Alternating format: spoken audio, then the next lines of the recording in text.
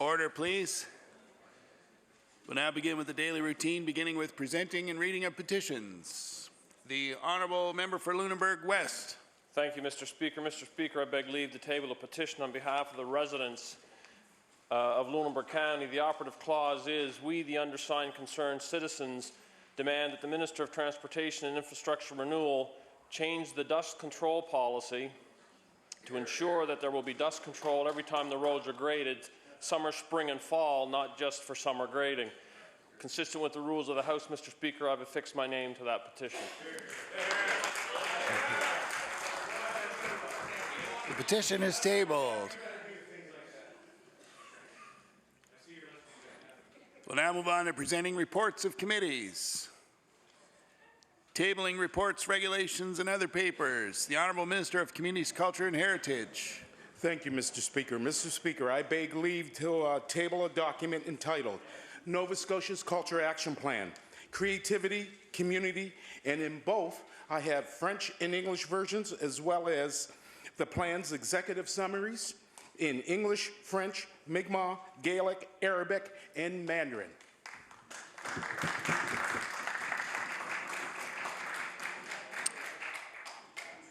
The report is tabled.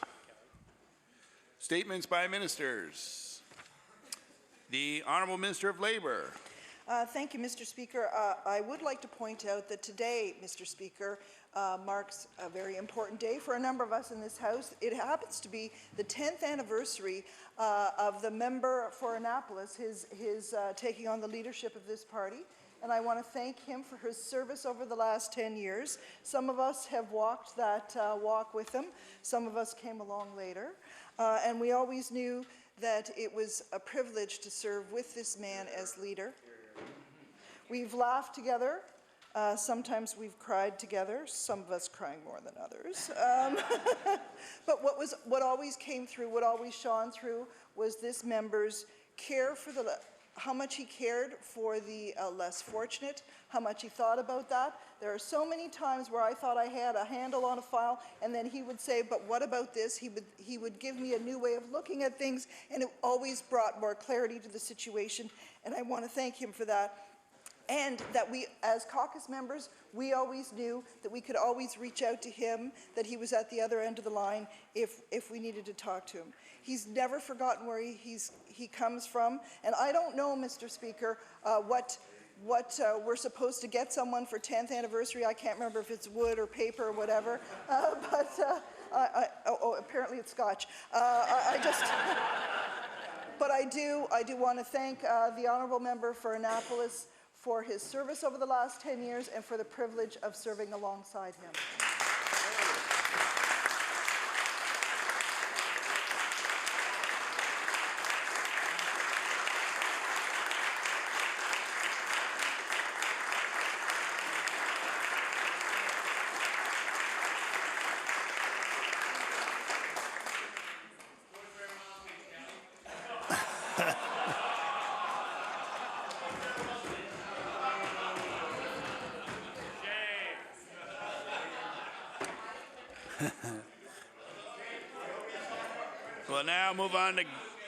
We'll now move on to government notices of motion. The Honourable Minister of Labour and Advanced Education. Mr. Speaker, I'm going to have to come back to that. I am so sorry. The Honourable Premier. Thank you, Mr. Speaker. Before I do my resolution, can I do an introduction? Permission granted. Thank you, Mr. Speaker. I'd like to draw the attention of the House to the East Gallery. We have with us some very special Nova Scotians who have been a tremendous example for all of us, and I'd like them to stand as I introduce their names. Daniel Martin, he's a snowshoer. Robert Fougier is a figure skating. Kaylee Stewart in figure skating. Brianna Harris in snowshoeing. And Marianne Crawley's there, who is a coach of extraordinary time. She doesn't want me to say how long she's been coaching, but she's given a tremendous amount of her adult life to coaching Special Olympics, and we are so grateful for you, and the athletes are so much better for it.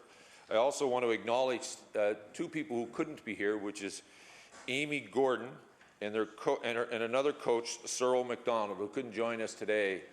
but I want the host to give these special Nova Scotians a warm welcome.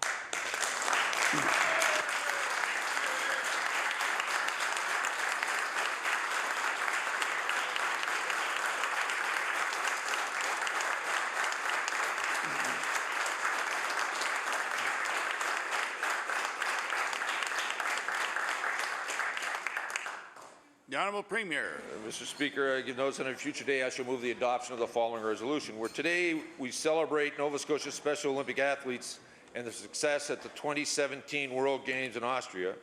And whereas through the hard work and dedication of Amy, Daniel, Robert, Kaylee, Brianna, and their coach Marianne and Cyril, they brought home 11 medals to Nova Scotia.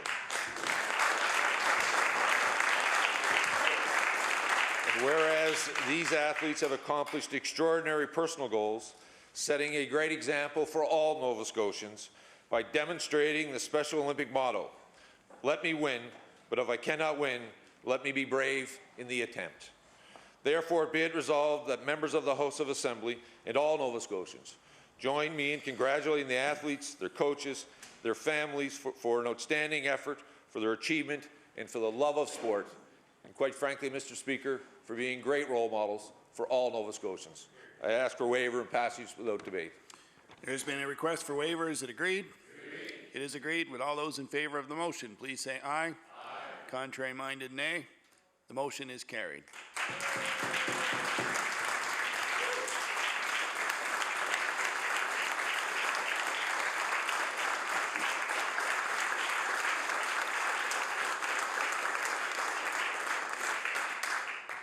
The Honourable Minister of Labour and Advanced Education.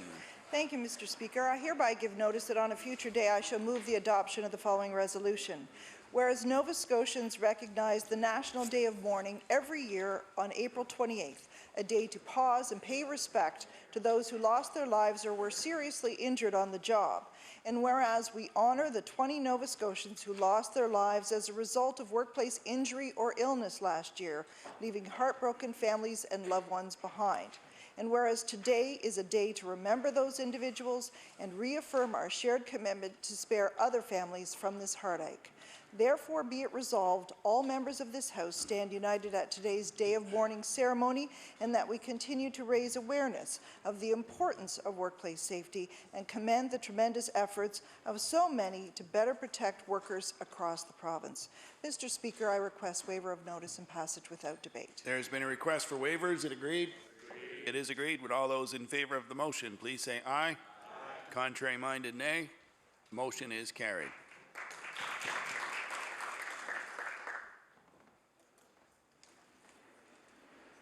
The Honourable Minister of Communities, Culture and Heritage.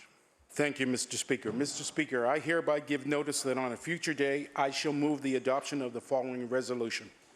Whereas culture is the heart and soul of our communities and seeps into every aspect of our lives, and whereas the province recently released Nova Scotia's first comprehensive strategy to celebrate and share our culture, our creative sector, and our diverse communities, and whereas Nova Scotia's Culture Action Plan takes an inclusive approach towards culture and an approach that promotes creativity and innovation, advances cultural diversity, and grows our creative economy so we can keep our communities strong and vibrant.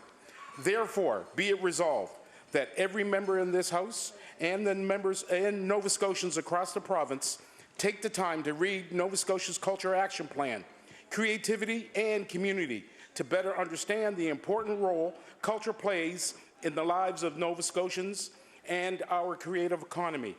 Mr. Speaker, I ask for waiver of notice and passage without debate. There has been a request for waiver. Is it agreed?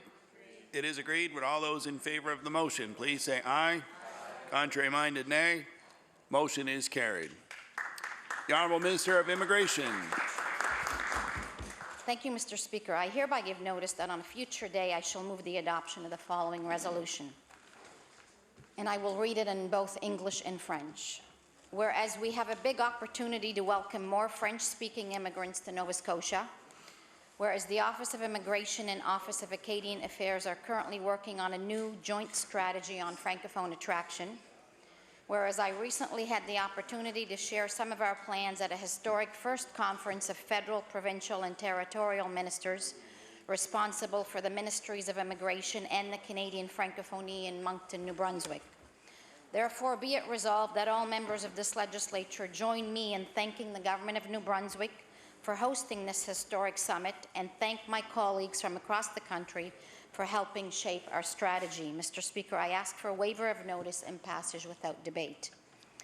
Je donne avis par la présente que, dans un futur jour, je proposerai l'adoption de la résolution suivante. Attendu que nous avons une grande opportunité d'accueillir plus d'immigrants francophones en Nouvelle-Écosse, attendons que l'Office de l'immigration et l'Office des affaires acadiennes et de la francophonie travaillent actuellement à une nouvelle stratégie commune sur l'attraction de francophones, attendu que j'ai récemment eu l'occasion de partager certains de nos projets lors d'une première réunion historique des ministres fédéraux, provinciaux et territoriaux responsables de l'immigration et de la francophonie à Moncton, au Nouveau-Brunswick. Par conséquent, il est résolu que tous les membres de cette Assemblée législative se joignent à moi pour remercier le gouvernement de Nouveau-Brunswick d'avoir accueilli ce sommet historique et remercier mes collègues de tout le pays pour avoir contribué à façonner notre stratégie. Monsieur le Président, je demande la renonciation à l'avis et à son adoption sans débat. Merci. There's been a request for waiver. Is it agreed? It is agreed. Would all those in favor of the motion please say aye. Contrary minded, nay. Motion is carried. The Honourable Minister of Justice. Mr. Speaker, I hereby give notice that on a future day I shall move the adoption of the following resolution. Whereas Nova Scotia has made a sincere and heartfelt commitment to implement and honour the Truth and Reconciliation Calls for Action and the Donald Marshall Jr. Inquiry Report recommendations, and whereas it is a priority of this government to make the Nova Scotia justice system more responsive to the needs of First Nations communities and their people, and whereas the Department of Justice this past week in Wagmatcook First Nation was proud to announce Nova Scotia's very first Gladue Court that will also have a wellness court and regular provincial court services for the residents of Victoria County. Therefore, be it resolved that we all join together to thank and commend all of our community and justice partners, especially Chief Norman Bernard of Wagmatcook and Chief Rod Gugu of Waikaba, for their leadership and advocacy in helping bring these unique, culturally sensitive court services to Wagmatcook and the surrounding communities. Mr. Speaker, I ask for waiver of notice and passage without debate. There's been a request for waiver. Is it agreed? It is agreed. Would all those in favor of the motion please say aye. Contrary minded, nay. Motion is carried. The Honourable Minister of Immigration. Mr. Speaker, I beg leave to make an introduction before reading my statement. Permission granted. Mr. Speaker, I'd like to draw your attention and the attention of the colleagues in the House to the East Gallery, where we have with us today Shing Pei Sun, the founder of UB Life, a Halifax-based company. Shing Pei came to Nova Scotia to attend university, earning an undergraduate and a master's degree in economics from Dalhousie University. Since graduating, she has started her own business. I asked Shing Pei to stand, which she has, and remains standing. She is also joined in the gallery by her partner, Shen, her lawyer, Liz Wozniak, business consultant, Fox Leo, as well as some staff from the Office of Immigration who played key roles in designing and implementing the International Graduate Entrepreneur Stream. I want to welcome Natalie Silver, Business Stream Officer, Colin Brothers, Senior Business Officer, Rachel Henderson, Director of Strategic Policy and External Relations, and my Executive Secretary, Sandra Bennett. Mr. Speaker, I ask all my colleagues in the House to please give them the very warm welcome of the House.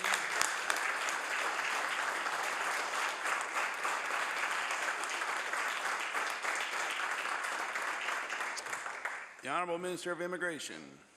Mr. Speaker, I hereby give notice that on a future day I shall move the adoption of the following resolution. Whereas we are fortunate to have thousands of international students coming to Nova Scotia each year to attend our post-secondary institutions.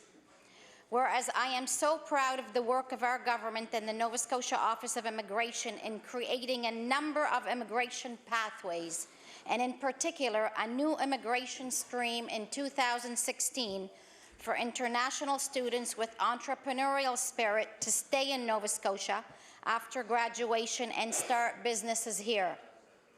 Whereas this week we nominated Xing Pei Sun, a graduate of Dalhousie, the founder of UB Life, Halifax-based web company that is already employing 4 people, and the first nominee through our international graduate entrepreneur stream for permanent residency. Therefore, be it resolved that all members of this legislature join me in thanking Xin Pei Sun for choosing to live, work, and contribute to our Nova Scotia economy, and congratulate her for being the first person nominated for permanent residency through our international graduate entrepreneur stream. Mr. Speaker, I ask for a waiver of notice and passage without debate. There has been a request for waivers. Is it agreed? It is agreed. Would all those in favor of the motion please say aye. Contrary-minded, nay. Motion is carried.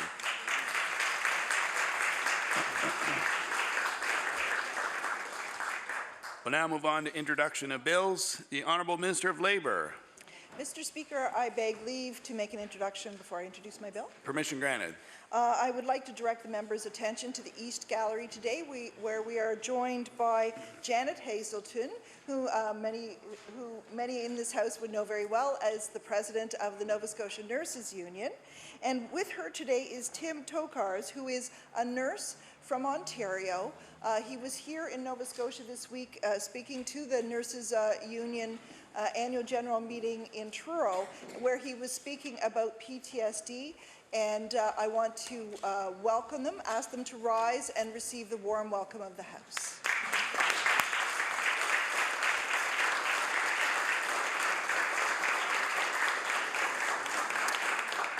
The Honourable Minister of Labour. Mr. Speaker, I beg leave to introduce a bill entitled An Act to Amend Chapter 10 of the Acts of 1994-95, the Workers' Compensation Act. The Honourable Minister of Labour begs leave to introduce a bill entitled An Act to Amend Chapter 10 of the Acts of 1994-95, the Workers' Compensation Act. Bill number 90, entitled An Act to Amend Chapter 10 of the Acts of 1994-95, the Workers' Compensation Act. Ordered that the bill be read a second time on a future day. The Honourable Minister of Finance on an introduction. Thank you, Mr. Speaker. I'd just like to direct the members' attention to the East Gallery. Up there joining some of the representatives from the Nova Scotia Nurses Union that were previously introduced is Dr. Paul Curry, a former resident from Annakinishu. I'd like to recognize he does research services and a lot of work with the Nova Scotia Nurses Union. So if people could rise and receive the warm welcome of the House.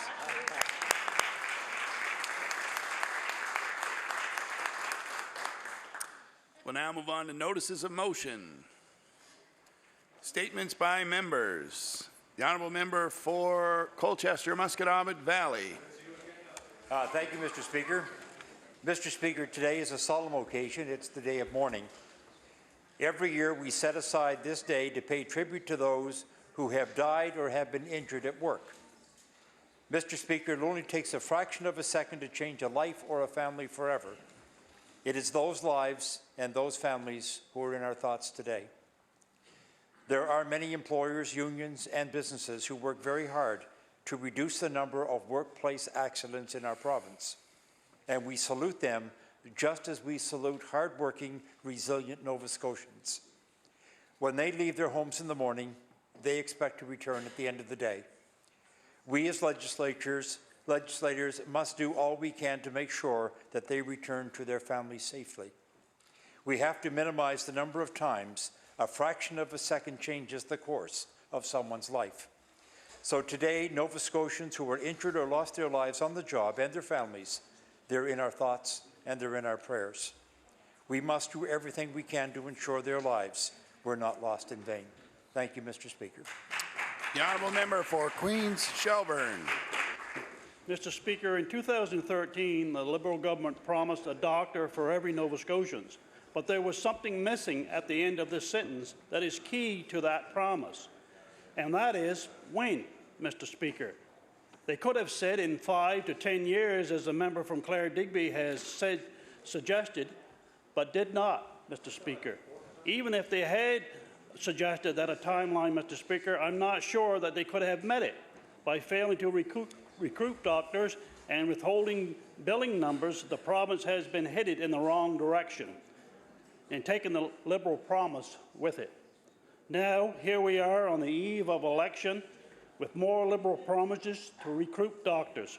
They've been there, Mr. Speaker, but they have not done that. Thank you. The honourable member for Fairview Clayton Park.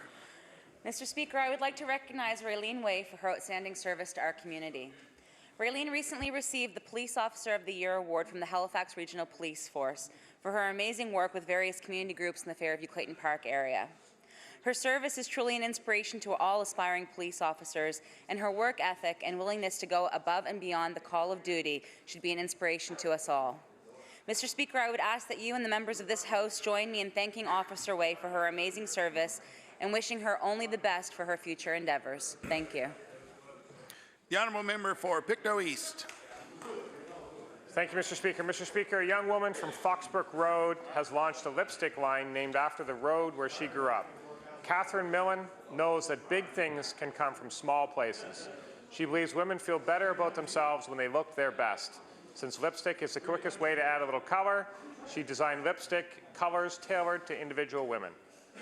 Plus, Aesthetics Studio reached out to Catherine to carry Foxbrook lipstick after only her 3rd week in business. Now she is looking to expand her business into other parts of Nova Scotia.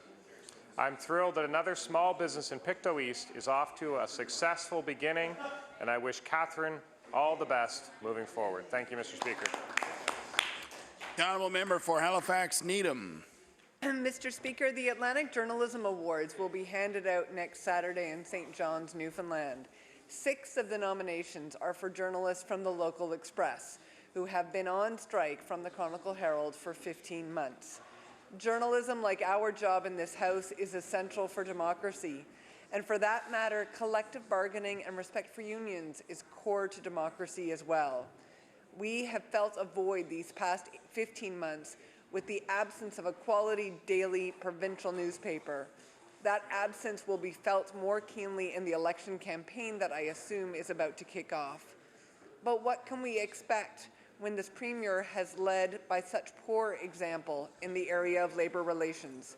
Is it any wonder that we've seen no resolution in the Chronicle Herald strike if employers follow this Premier's lead? I congratulate the members of the Halifax Typographical Union and thank them for their work. Thank you very much. The honourable member for Pictou West on an introduction.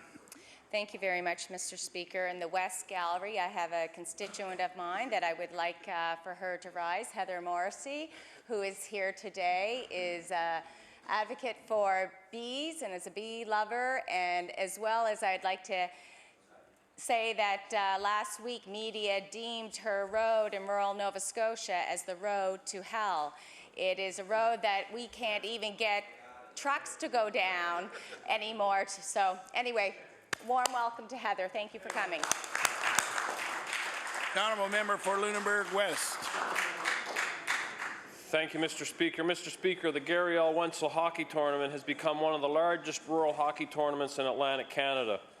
With more than 50 teams participating in the 5-day tournament, 94 games were played at the Lunenburg County Lifestyle Centre, the Lunenburg Memorial Arena, and Queen's Place Amira Centre, a great example of regional cooperation.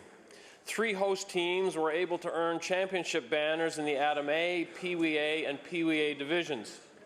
Mr. Speaker, it takes many volunteer hours and coordination to be able to put a tournament of this size together. More than 60 hockey moms and dads, community members, and others did everything from sell 50-50 tickets, look after score sheets and clock keeping, answering questions and giving directions. I think it's safe to say the tournament was a success. This would not have been possible without the leadership of Devin Nogler and his team. Many thanks to the volunteers, the rink staff, officials, players, and parents who have helped make this a tournament that is very successful. Thank you, Mr. Speaker. The honourable member for Kings North. Mr. Speaker, I beg leave to make 2 introductions. Permission granted. Mr. Speaker, in the West Gallery you'll find Tom Cosman of Cosman and Whidden Beekeeping in Kings County. I'm pleased to say he lives on a very good road in Highway 1. Tom is one of the leading beekeepers in the province, and you'll find his honey, Cosman and Whidden brand throughout the province. Seated next to Tom is Perry Brandt of Wolfville, and Perry is a beekeeper too. He has over 100 hives and is a bee inspector and has on occasion advised me on my 4 beehives. And I'm pleased to ask the House to give them the warm welcome of the House. The honourable member for Kings North. Mr. Speaker, the beekeeping industry in Nova Scotia is too important for our provincial government to risk importing a pest. With more than adequate hive numbers in the province, there is no need to import bees from small hive beetle-infested southern Ontario. Mr. Speaker, I call on the Minister of Agriculture to do the right thing and say no to importation of hives for blueberry pollination this year. The honourable member for Chester St. Margaret's. Thank you, Mr. Speaker. Mr. Speaker, beekeepers in Nova Scotia are alarmed by an application currently sitting with the Minister of Agriculture to import beehives from Ontario, where a small hive bee infestation has been on a path of destruction. They are concerned that if this import permit is approved, this infestation could spread to Nova Scotia. Mr. Speaker, this beetle lives in the cluster, and even through an inspection process, it's very difficult to ensure that all of these beetles are found. Mr. Speaker, bees are important pollinators, particularly for our blueberry industry. I call on the Minister to reject this application to import hives from Ontario, as it's just not worth it, Mr. Speaker. Thank you. Just before we go on to the next member statement, I'll take the opportunity to make a brief introduction up in my gallery, the Speaker's Gallery. We have with us here today, many of the members know, my legislative assistant that works downstairs, keeps me on the straight and narrow, Mr. Scott Burke is here with us today. And joining Scott is my part-time CA from the beautiful Eastern Shore, Miss Holly Quick. Thank you for coming in today. The honourable member for Hants West. Thank you, Mr. Speaker. I rise today to recognize Mr. Dave Weir from Newport Station. On Thursday, April the 20th, Dave was visiting his good friend John Geddes in Eller's house. John had been burning some debris out back in his yard and realized the fire had gotten away from him. Dave immediately jumped into action, knowing what to do and beating the fire out. As John describes himself, although he's lived in Eller's house for some years now, he describes himself as a city boy who didn't quite know what to do in this circumstance where you had a grass fire now out of control. Dave jumped right on it, immediately beating the fire out, and probably saved it from going into the woods and maybe nearby houses. And I wanted to stand today, take a moment to recognize Dave and thank him for that great effort in helping John and his local neighbors out. Thank you, Mr. Speaker. The honourable member for Pictou West. Mr. Speaker, I am pleased to rise today to congratulate Pictou resident Alison Arsenault for being chosen as the 2017 Pictou Volunteer of the Year. Alison has a long history of volunteering with Boxing Nova Scotia. She judged bouts from 1975 until 2011, held the position of Vice President for Administration for 24 years, was a member of the Women in Boxing Commission, and holds lifetime memberships to Boxing Nova Scotia and Boxing Canada. Alison has volunteered with the New Horizons Club in Pictou, serving as director and as a rental chairperson. She has assisted with the club's newsletter, organized cribbage games, and helped with potlucks and pancake breakfasts. Alison also helps fundraise for the Christmas Daddies and the IWK, and she is involved with the Pictou United Church's Grab and Go school lunch program. Mr. Speaker, I thank Alison for her volunteering and congratulate her on being Pictou's Volunteer of the Year. Thank you. The honourable member for Truro, Bible Hill, Millbrook, Salmon River. Thank you, Mr. Speaker.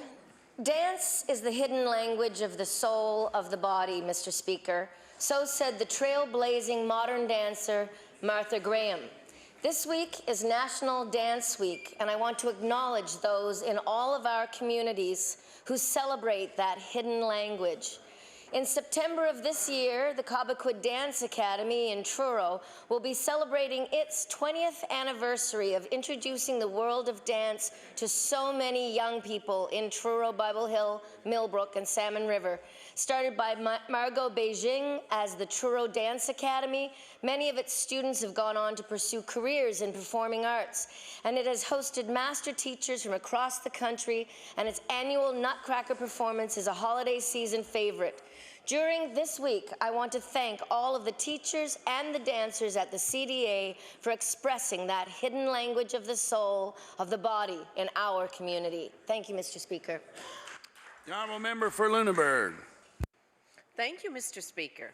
It is an amazing accomplishment when members of a community lend their time and resources, bonding together to raise money for a great cause.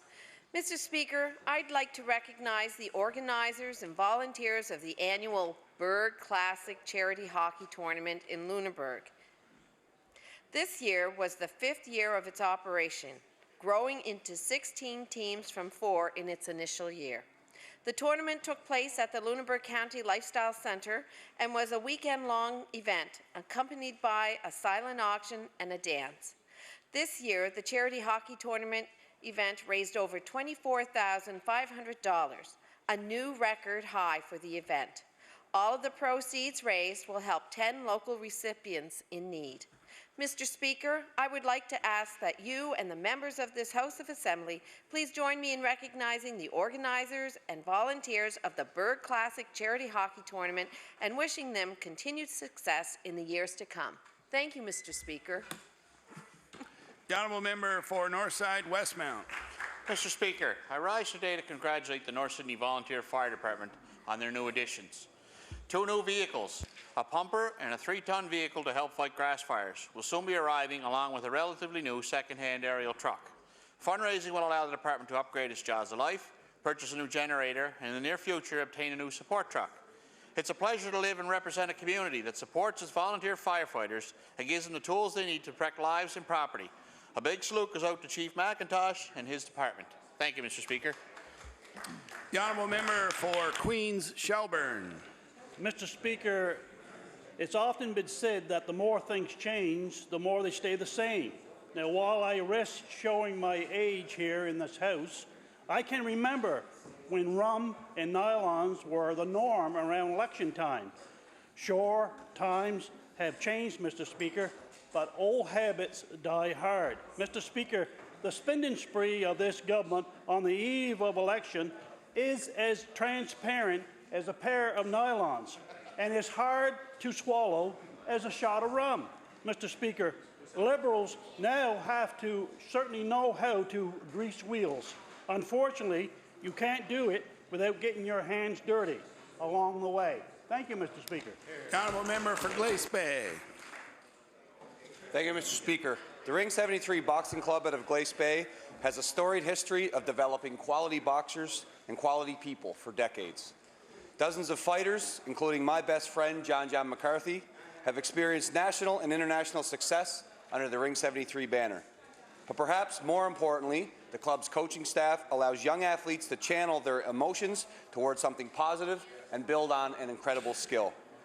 That tradition continues this week in Quebec City when Jonathan Sinclair, Josh Prince, and Matt McDonald compete at the Canadian Boxing Championships. We wish the boys the very best of luck, and we know they will represent us proudly like the generations of boxers who paved their way. Thank you. The honourable member for Pictou Centre. Mr. Speaker, in 2014, when this government killed the refundable credit for the film industry, thereby damaging the industry, the Premier said that $24 million was too rich. The film industry was greedy. In 2014, the cost of that credit was $24 million. We lost experienced producers and crew. Small and independent filmmakers, the next generation, and young people who we desperately need to stay and raise families here have left or are being left behind. But the damage control has been underway. The government committed more than $24 million this year. It is obvious the government made a huge mistake. The industry is smaller, but hopefully resilient enough to survive this government. The honourable member for Halifax Needham. Mr. Speaker, I would like to share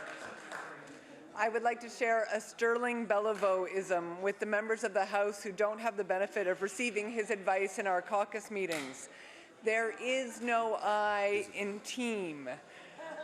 I am grateful that my time with the Nova Scotia NDP has overlapped with the member for Queen Shelburne. In the House and in our caucus meetings, he is a grounded voice of good sense and the big picture. Likewise, I am grateful to have been here with the member for Clayton Park West in her role as Minister of Justice. The best work of the House that I have witnessed has been under her guidance. I wish both members the very best, and I thank them for their welcome to the House and for their example.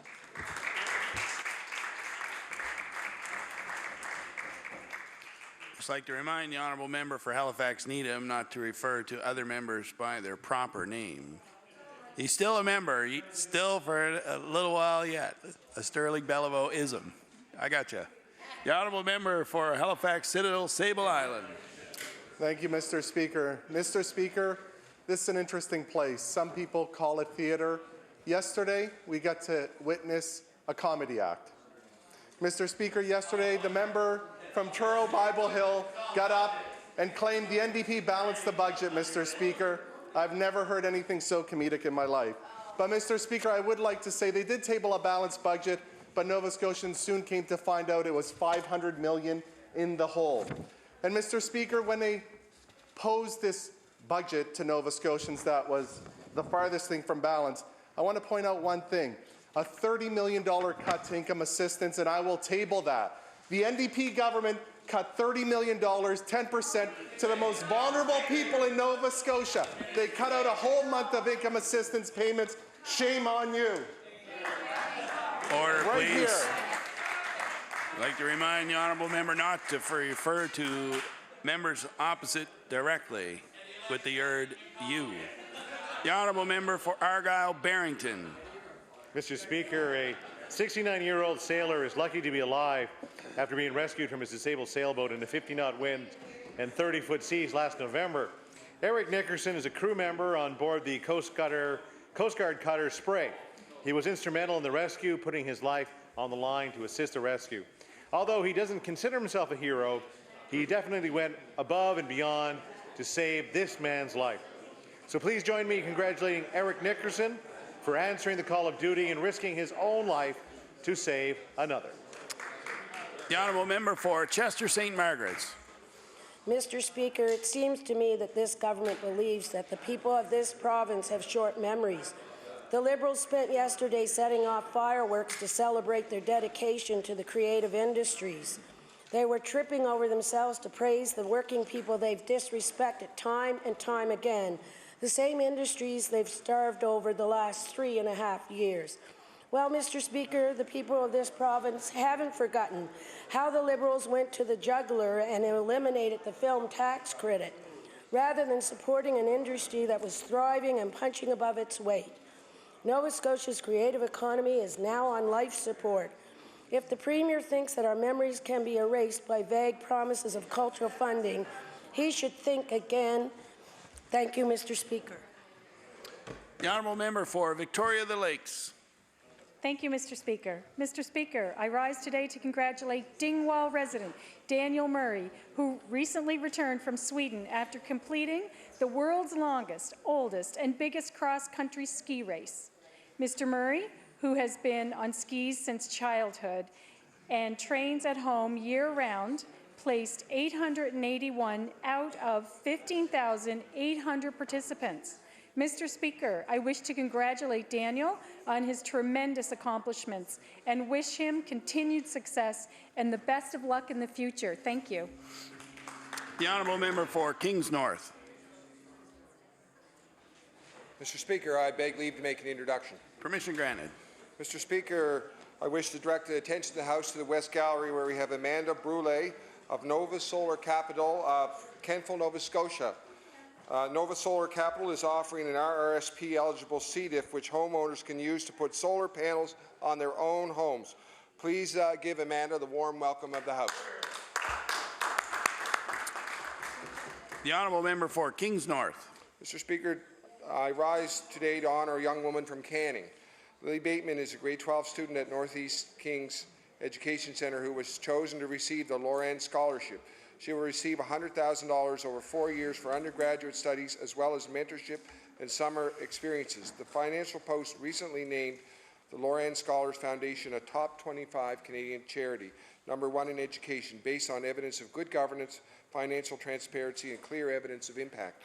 Ms. Bateman is involved in the Jane Goodall Roots and Shoots program as well as Light for Learning and serves as a junior board member with the Community Association of People for Real Enterprise, Capri. Mr. Speaker, I congratulate Lily Bateman for receiving this scholarship and looking forward to following her career as she is a truly remarkable young woman. Thank you, Mr. Speaker. The honourable member for Sackville Beaverbank. Thank you, Mr. Speaker. I would like to take a moment to talk about April the giraffe. The proud mother was live streamed for weeks while the world watched with anticipation the arrival of her calf. Located in upstate New York, the Animal Adventure Park welcomed the baby boy on Saturday, April the 15th. The calf weighed 129 pounds and stood 5 feet 9 inches tall at birth. It is estimated that more than 1.2 million viewers turned in to watch the birth. That is the second most live viewed channel in YouTube's history. The first being League of Legends esports, which has been around since 2012. Since February, April's live stream had more than 232 million views and 7.6 billion minutes of live watch time, as said by YouTube. 15-year-old April had the baby with first-time father Oliver, a 5-year-old giraffe. While this is April's 4th calf, male giraffes, according to Animal Adventure Park, only rarely care about 2 things. The first being fighting, and I will leave the other to your imagination. Thank you, Mr. Speaker. The honourable member for Sydney River Myra Lewisburg. Thank you very much, Mr. Speaker. Mr. Speaker, I rise today to congratulate author Leslie Crew of Homeville on the launch of her newest book, Mary Mary.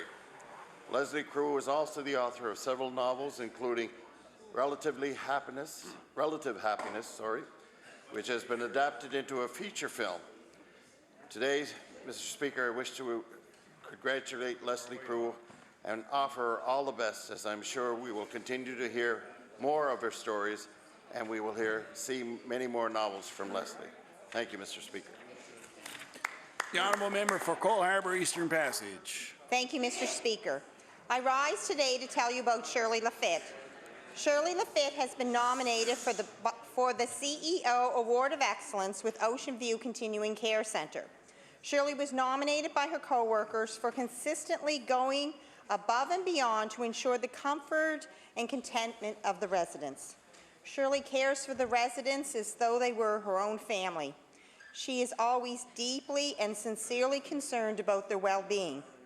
She is well known for her positivity, honesty, and team spirit. Shirley never misses a chance to make each resident feel special. Mr. Speaker, I ask that all members of this House of Assembly to congratulate Shirley Lafitte on a job well done. Thank you. The honourable member for Inverness. Mr. Speaker, congratulations to Paul McIsaac of Port Hood, who was inducted into the Dr. Hugh A. Noble Hall of Honour by the Nova Scotia Teachers Association of Physical and Health Education. Paul had a teaching career that lasted 34 years, primarily in Port Hood. In demonstrating the spirit of the Dr. Noble Award, Paul made tremendous efforts on behalf of his colleagues and students.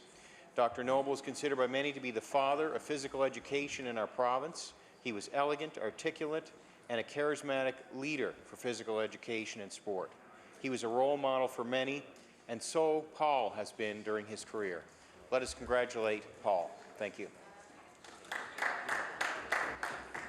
The honourable member for Sydney Whitney Pier. Thank you, Mr. Speaker. I rise in my place to recognize the St. Joseph's Lebanese and Syrian Benevolent Society in Sydney, who for over 100 years has supported, celebrated and protected the Lebanese and Syrian culture in the CBRM and across the island.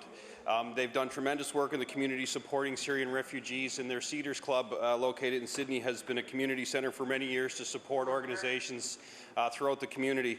It's been a challenge for the society since the Thanksgiving Day flood, but this week, through perseverance of their board and their president, they received very good news that will allow them to continue to celebrate the traditions of the Lebanese and Syrian families in Cape Breton for 100 years more. So I rise in my place today as the MLA to congratulate the St. Joseph's Lebanese and Syrian Benevolent Society on their hard work and their commitment to protecting and celebrating the Lebanese and Syrian culture in Cape Breton. Thank you. The honourable member for Clare Digby. Thank you, Mr. Speaker. Mr. Speaker, every year our municipalities honour some of the many volunteers and choose one to represent the group at a provincial ceremony. The following are the three from my riding and a short description of some of the things these people do for their communities. Oliver Jansen of the town of Digby, who has had a tremendous impact on the sporting community, coaching soccer, track and field, and cross-country, as well as being one of the founders of the Digby Scallop Fun Run. Over the years, he's been part of a number of organizations and boards. Shirley Dugas of the municipality has volunteered much time for the Admiral Digby Museum and Historical Society's genealogy, as well as for the Girl Guides and the Bearer of United Baptist Church. And Marie Saunier of the municipality of Clare has been an avid volunteer at the Sacré-Cœur Church in Saunierville, serving on several of the communities and organization fundraisers as a parish picnic. She also volunteers at the food bank. The ceremony by the province permits us to show our appreciation and highlight the importance of volunteering. Thank you. The honourable member for Inverness. Let us acknowledge Gabriel McIsaac from Troy for combining his passion for photography and rail art to produce a one-of-a-kind collection. Years ago, working as a rail car inspector at Port Hawkesbury Paper, he began to appreciate spray-painted art on the rail cars. Most of us would have dismissed the creations as just graffiti, but Gabriel saw something more and started taking photos of the cars. That led him to New York to study graffiti art in the 1970s.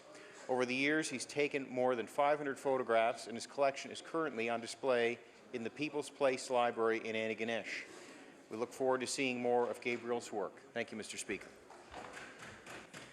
The honourable member for Sydney River Myra Lewisburg. Thank you very much, Mr. Speaker. Mr. Speaker, I rise today to acknowledge Lynette Chesson of Albert Bridge, who was the lone Cape Breton athlete on the Nova Scotia women's volleyball team that competed in the 1987 Jeux Canada Games held in Sydney. 37 years ago, the Canadian Games was one of the largest sporting events ever held on the island. Close to 2,000 athletes from across Canada competed in 17 different sports. Today, Lynette coaches girls volleyball both at the Sydney Academy and with Volleyball Cape Breton. The Nova Scotia volleyball team didn't get a medal at the event, Mr. Speaker, but Lynette's fondest memory was the time she spent with her teammates at the Athletes Village at Breton Education Centre. I'm pleased to congratulate and thank Lynette Chesson for her dedication then and now to volleyball in our area. Thank you, Mr. Speaker. The honourable member for King South. Thank you, Mr. Speaker. Mr. Speaker, I rise to recognize Gasborough resident Dr. Wendy Bedingfield, a leader in physical education, sport, and recreation opportunities for women. Beginning her teaching career at Acadia in 1970, Dr. Bedingfield left to earn her PhD in biomechanics and anatomy. In 1981, she helped establish the Canadian Association for the Advancement of Women in Sport. Returning to Acadia in 1986, she was a professor and administrator there until she retired in 2012. Her interest in sport, leadership, and gender equity was reflected in her teaching and in her work with provincial, national, and international sport organizations. On April 1, she was recognized by Women Active Nova Scotia, an organization she helped found with one of its second annual Trailblazer Trendsetter Awards. On behalf of the Legislative Assembly of Nova Scotia, I would like to congratulate Dr. Bedingfield on this most recent honour and for years of motivating and inspiring sport and recreation professionals to be leaders and agents for change. Thank you, Mr. Speaker. The honourable member for Northside Westmount. Mr. Speaker, I rise today to thank Blair McKenzie and the Cape Breton Horsemen's Association and its 200 members for the weekly harness racing at the Northside Downs. It's a monumental task to keep the track and surrounding facilities up and running. Close to 50 people are employed at the track during the season. There is no admission to the track, and the owners and trainers welcome people into the barns to meet their horses. It's an adventure for young families to spend an afternoon at the Downs. I'm very proud to highlight the track today in this House. Thank you, Mr. Speaker. The honourable member for Halifax-Armdale. Mr. Speaker, I rise today to speak about a passionate advocate for improving accessibility in our province, Dr. Linda Campbell, a professor and senior research fellow in environmental science at St. Mary's University, who's a deaf Nova Scotian and a resident of Halifax-Armdale. I wish to thank Dr. Campbell for reaching out to me in January and involving me in meetings being held by Bill 59 Alliance, a group that worked extremely hard over the last several months to put forward meaningful recommendation and strengthen Bill 59. I wish to thank Dr. Campbell's and other members of the Alliance whom I was able to hear from personally about the reality and challenges of living with disability in Nova Scotia, and ask all members of the House of Assembly to join me in applauding Dr. Campbell and all those who contributed to Bill 59, the Alliance's work, which greatly improved the final piece of legislation. Thank you very much. The honourable member for Argyle-Barrington. Mr. Speaker, Dylan Garland is an award-winning filmmaker originally from Barrington, who has directed more than 30 music videos, numerous short films, and worked on several Canadian television series. And Dylan has been awarded 2 East Coast Music Awards, 2 Hollywood Music and Media Awards, an IMEA Music Award, a Los Angeles Music Award, a Music Nova Scotia Award, and won Best Short Film Award at the 2013 Cat Film Festival. In a review of his feature film called Afraid to Speak, the story of a young man dealing with depression called Dylan, a natural-born filmmaker and a major new player on Atlantic Canada's ever-changing cinema scene, after it was featured at the 2016 Parksboro Film Festival. I congratulate Dylan Garland for his outstanding work in film and video and for bringing the difficult subject of depression to a wider audience. The Honourable Minister of Education on an introduction. Thank you, Mr. Speaker. I'd like to draw everyone's attention to the gallery opposite. As we know, there's been a committee of teachers who have been working very hard to put together actions for us to implement. One of those teachers is here today. We have received the report on the Council to Improve Classroom Conditions. Michael Cosgrove is here. He's joined us in the gallery. He has been speaking to media. He's getting all kinds of practice. But Michael is a teacher at Dartmouth High, teaches English and philosophy, and has indicated to me that the Council has worked 6 days, 55 hours. So I think they're to be commended. Thank you very much.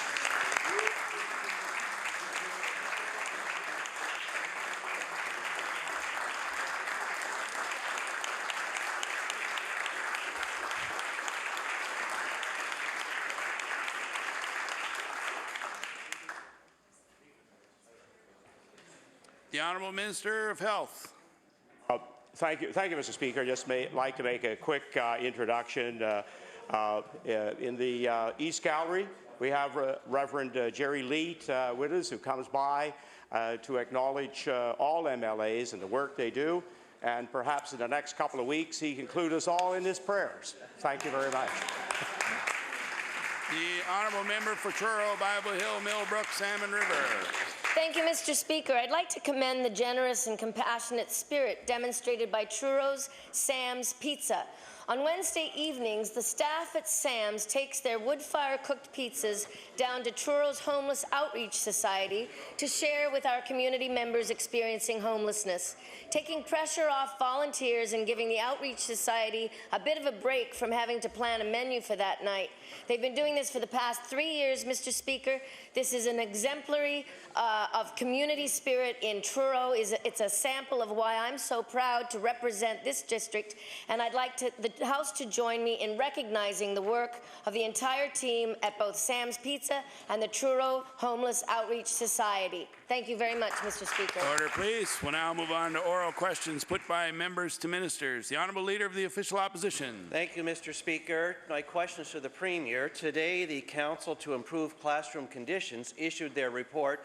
You know what? I do think we should all give them a big round of applause and a big thanks for the work that they have done. In fact, Mr. Speaker, that council got more work done in a few weeks than this government got done for education in 3.5 years. And you know what? It's true. And you know what, Mr. Speaker? After the way this government treated the teachers of Nova Scotia, it's particularly impressive, the work that they got done. For example, Mr. Speaker, for 3 years, teachers have been asking for caps on our classrooms, and the Premier said no. He told them we couldn't afford it. He told them it would cost $41 million, Mr. Speaker, and I will table that estimate that the Premier and his government made when he was telling them no.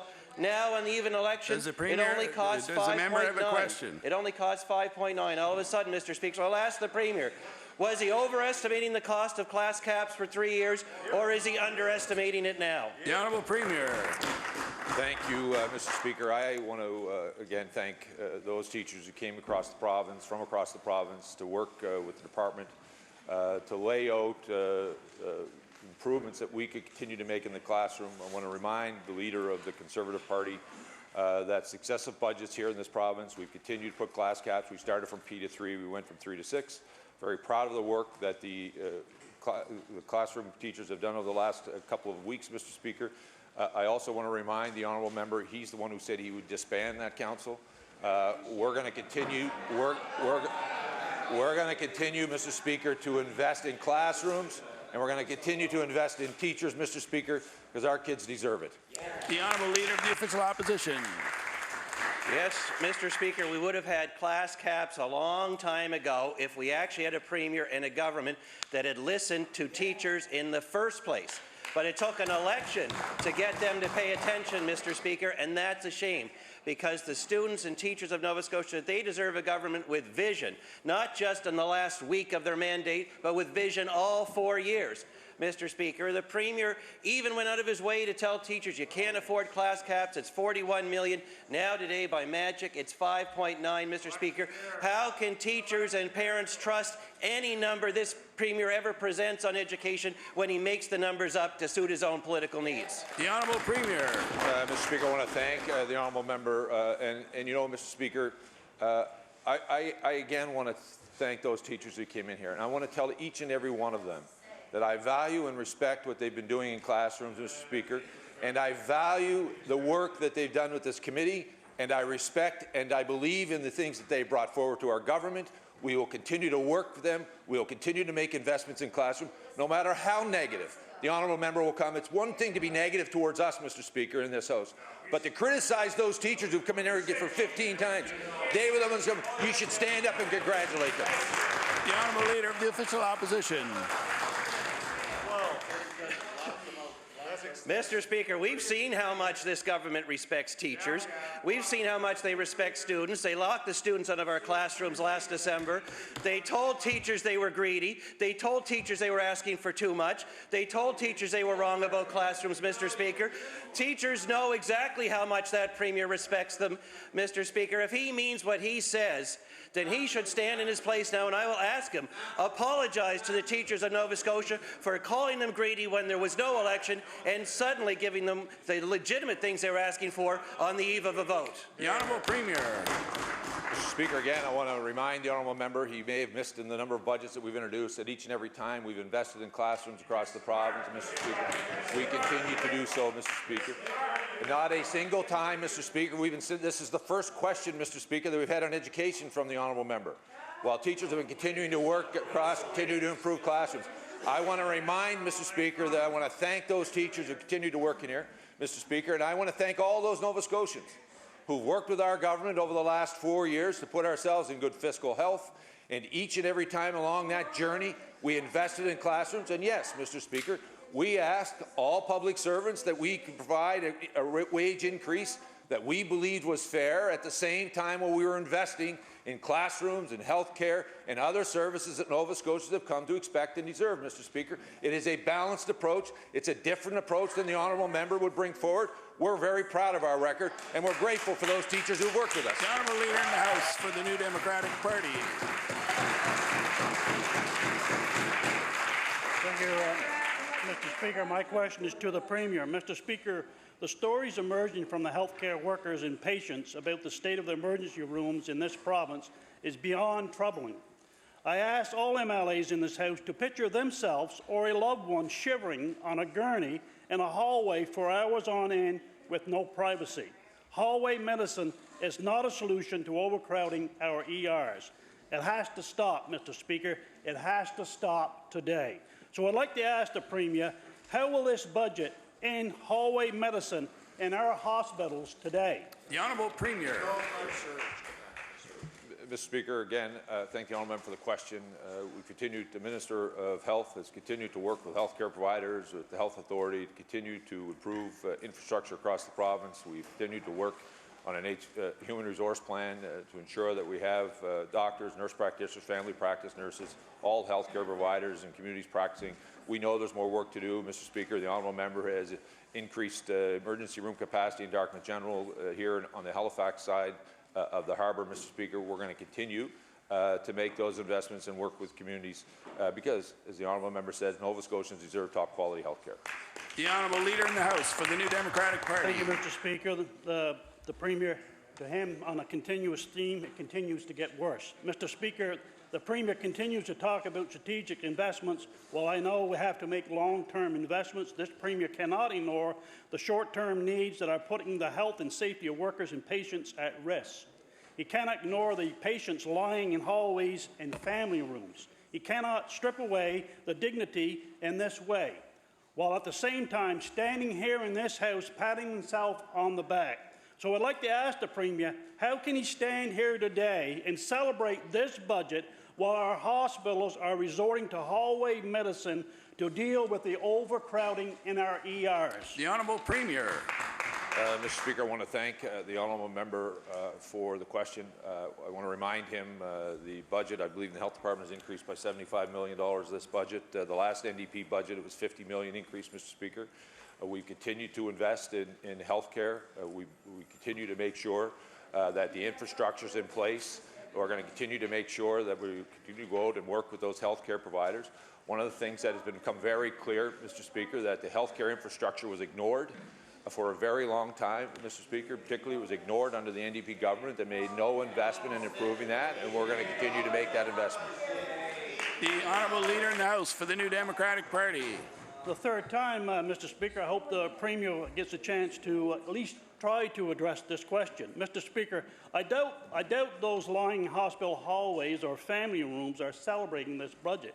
In fact, I bet they are certainly disappointed, perhaps even angered, by the standing ovations that this Liberal government gave themselves yesterday. The Code Census report available to the Premier, the stories emerging from the overcrowding ERs are in the media, and the Premier should read these, Mr. Speaker. How can this government ever fix the problems when they won't even admit there's a problem in the first place? So I ask the Premier, will he admit today that there is a crisis, I underline the word crisis, in our healthcare system created by this government with a lack of attention to the front care health givers? The Honourable Premier. Mr. Speaker, I want to thank the honourable member for the question. The challenges in healthcare, Mr. Speaker, is the fact that Nova Scotians gave the NDP a chance to govern and they completely ignored the healthcare infrastructure. The Honourable Leader of the Official Opposition.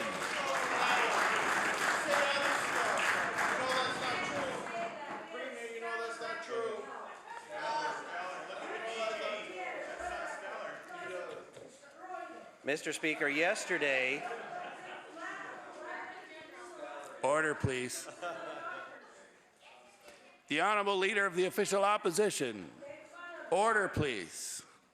The Honourable Leader of the Official Opposition. Thank you, Mr. Speaker. Yesterday, Halifax Mayor Mike Savage said he was surprised by the $7.5 million purchase of the Whopper lands in Bayers Lake. In fact, the mayor said it was a surprise to all of us, and I will table that for the benefit of the House, Mr. Speaker. We know this land was bought without a proper tender at 12 times its assessed value. It seems odd that the government didn't even talk to HRM about that purchase, since they are a significant landholder in the area and they may have been able to swap some land cost-free. So I'd like to ask the Premier, why didn't his government look to the land holdings of the Halifax Regional Municipality, which are already owned by the taxpayer when it decided to buy the Whopper lands. The Honourable Premier. Mr. Speaker, I want to thank the honourable member for the questions. I've said to him a number of times in this House, when we looked at the people who were using the facility, 60% of them are outside of HRM, Mr. Speaker. They would be funneled downtown to the peninsula. It didn't make sense to continue that. This was an opportunity for, we are a generation that can shape the healthcare delivery model. When we looked at the 40% of those in HRM are using the facility, Mr. Speaker, many of them live out in that catchment area. There are 15 pieces of land, property that we looked at. We narrowed it down to negotiate. And Mr. Speaker, the Mayor is the Mayor of HRM. I'm the Premier of Nova Scotia, and this is a healthcare facility for all Nova Scotians. The Honourable Leader of the Official Opposition.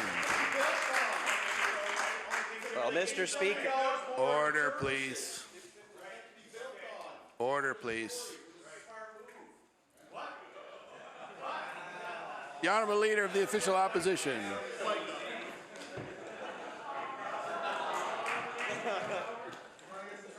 Mr. Speaker, it's hard to ask questions when the Liberal and the NDP members are being so negative.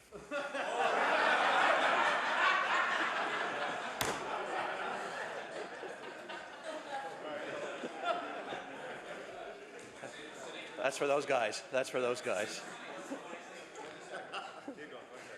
Mr. Speaker, the Premier seems to know better than the Chief City Planner for HRM about where this facility should be located, because Chief Planner Bob Bjork says it'll be nearly impossible to provide adequate transit services out there.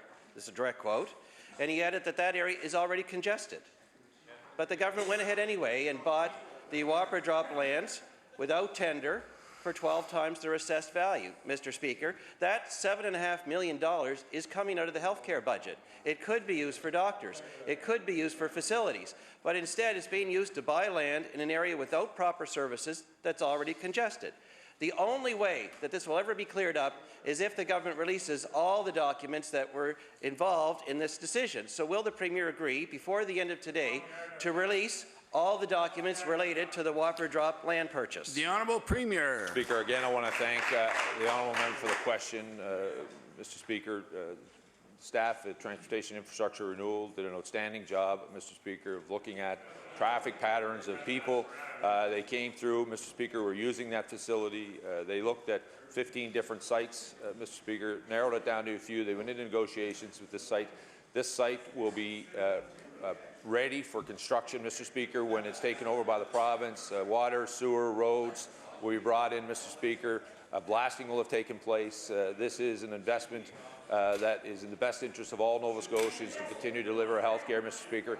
And I look forward to the members in that community going out, knocking on doors, Mr. Speaker, hearing from the residents that live in that area who are grateful, Mr. Speaker, that a government is finally listening to them and putting the health care infrastructure where the people live. The Honourable House Leader for the New Democratic Party. Thank you, Mr. Speaker. What the government delivered to Nova Scotians yesterday was a budget of zeros. While that side of the House was patting itself on the back, the rest of the province was scratching their heads and wondering why the budget didn't include any of the investments the province desperately needs. Wait times for nursing homes in some areas of the province, Mr. Speaker, are over 1,000 days. So I'd like to ask the Premier, how many nursing home beds were created under this will be created under this new budget? The Honourable Premier. Mr. Speaker, I want to thank the honourable member for the question. I will also want to thank the Minister of Health for the continued work he's been doing, reducing the wait list for long-term care facilities.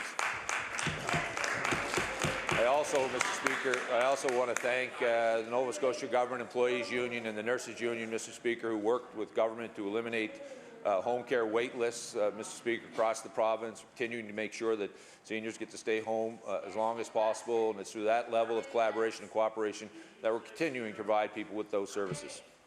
The Honourable House Leader for the New Democratic Party. Zero, Mr. Speaker. There are so many vulnerable Nova Scotians today as we stand here debating and asking questions that are in hospitals throughout the province that need long-term care placements, Mr. Speaker. They're waiting months, Mr. Speaker. Something else missing in the budget is collaborative emergency centres, or the mention of collaborative emergency centres, Mr. Speaker. This year, emergency room closures are up, and they've been up ever since this government took office, Mr. Speaker. Emergency rooms in Halifax and in industrial Cape Breton are bursting at its seams, forcing patients in hallways and makeshift rooms. So I'd like to ask, will the Premier tell me how many new collaborative emergency centres are included in this budget? The Honourable Premier. Thank you, Mr. Speaker. I'll ask the Minister of Health to respond. The Honourable Minister of Health. Thank you very much, Mr. Speaker. What I'd like to tell the member opposite and the House and all Nova Scotians is that I remember today when there were 350 patients waiting in hospitals for placement. Today we run between 150 and 175 right across the province, many in transitional care. When I delivered my first address to the House of Assembly in 2014, we had 2,563 on the wait list for nursing homes. Today we're at 1,100 across Nova Scotia for 133. And you know, order, please. Order, please. The Honourable Minister of Health. And you know, Mr. Speaker, the story gets absolutely better because we offered those on the list proper care at home. And today across Nova Scotia, again, when I first reported, we had over 14,000 unserviced hours. Today we're down to a couple of hundred just-in-time home care service in our province. The Honourable Leader of the Official Opposition. Thank you, Mr. Speaker. Mr. Speaker, in 2012, the now Premier was very critical and negative about the way that the NDP rigged the electoral boundary process and the boundaries that were drawn as a result of that process. In fact, he said at the time, this whole process has undermined the confidence in many ways of the voter, and I'll table that quote for the benefit of the House. I'd like to ask the Premier today if he knew that the process used by the NDP was wrong in 2012, why is he insisting on using those same boundaries today? The Honourable Premier. Mr. Speaker, we agreed with the court when they said the former Attorney General, the NDP Attorney General, interfered with the process from an independent commission. We've reached out to the complainant who took the complaint to the court and asked them to give us the definition of effective representation, what they believe is effective representation. We told them at that point, and we're reaching out to the African Nova Scotia community for that very answer, so that when we reconstitute a commission, we'll put them out into that community, and we'll make sure, Mr. Speaker, that when the new Boundaries Commission goes out and sets the boundaries, that it will be a reflection of what the minority communities have felt was missing in the last one. And, Mr. Speaker, when that commission is struck and those boundaries are set, whatever election comes after that will follow those boundaries. The Honourable Leader of the Official Opposition. Mr. Speaker, the Premier just earlier bragged about being the Premier of Nova Scotia. His #1 job is to protect the constitutionally enshrined rights and freedoms of Nova Scotians. You don't need, Mr. Speaker, someone else to tell you what effective representation is. It's in the Constitution of Canada, Mr. Speaker, and there have been court cases that have provided that definition. And you know what, Mr. Speaker? Mr. Speaker, the member for Yarmouth has been very negative today. It's hard to ask questions. Mr. Speaker, I'd have to ask the Premier, doesn't he want to know whether the boundaries are constitutional or not before he calls an election? Wouldn't it be reasonable to actually find out first, Mr. Speaker? He was against the boundaries in the last election, Mr. Speaker. Now he's ready to turn a blind eye to whether the current boundaries are unconstitutional, Mr. Speaker. In fact, he said at the time he would never compromise on the minority rights, Mr. Speaker. Does the member have a question? My question, Mr. Speaker, is pretty direct. Why is the Premier compromising the minority rights of Nova Scotians now when he was against it before the last election? The Honourable Premier. Mr. Speaker, the court did not say the boundaries are unconstitutional, Mr. Speaker. What the court said was that the Attorney General under the NDP believed he had the same answer as the leader of the Conservative Party just stood up and said, Mr. Speaker. He said he interfered and was inappropriate. What he said was, and what we have said, we're reaching out to the Acadian community, the African Nova Scotia community, and let's have a conversation. Does the Acadian community believe that they're fairly represented by the 3 protected ridings that existed before? I've heard from people in Shetticant, Mr. Speaker, who say they didn't feel represented by those 3 communities. The largest Acadian community is in HRM. What we're asking for is, what does the Acadian community believe is effective representation? The same question we're asking to the African Nova Scotia communities all across Nova Scotia, Mr. Speaker, from one end to the other. We want them to be engaged in this process, so when we reconstitute a new Boundaries Commission, Mr. Speaker, we can give them the instructions that reflect the values of minorities in this province, and that when the Boundaries Commission is struck and are laid out, they will feel like they've been heard and represented. The honourable member for Kings North. Mr. Speaker, my question is for the Minister of Agriculture.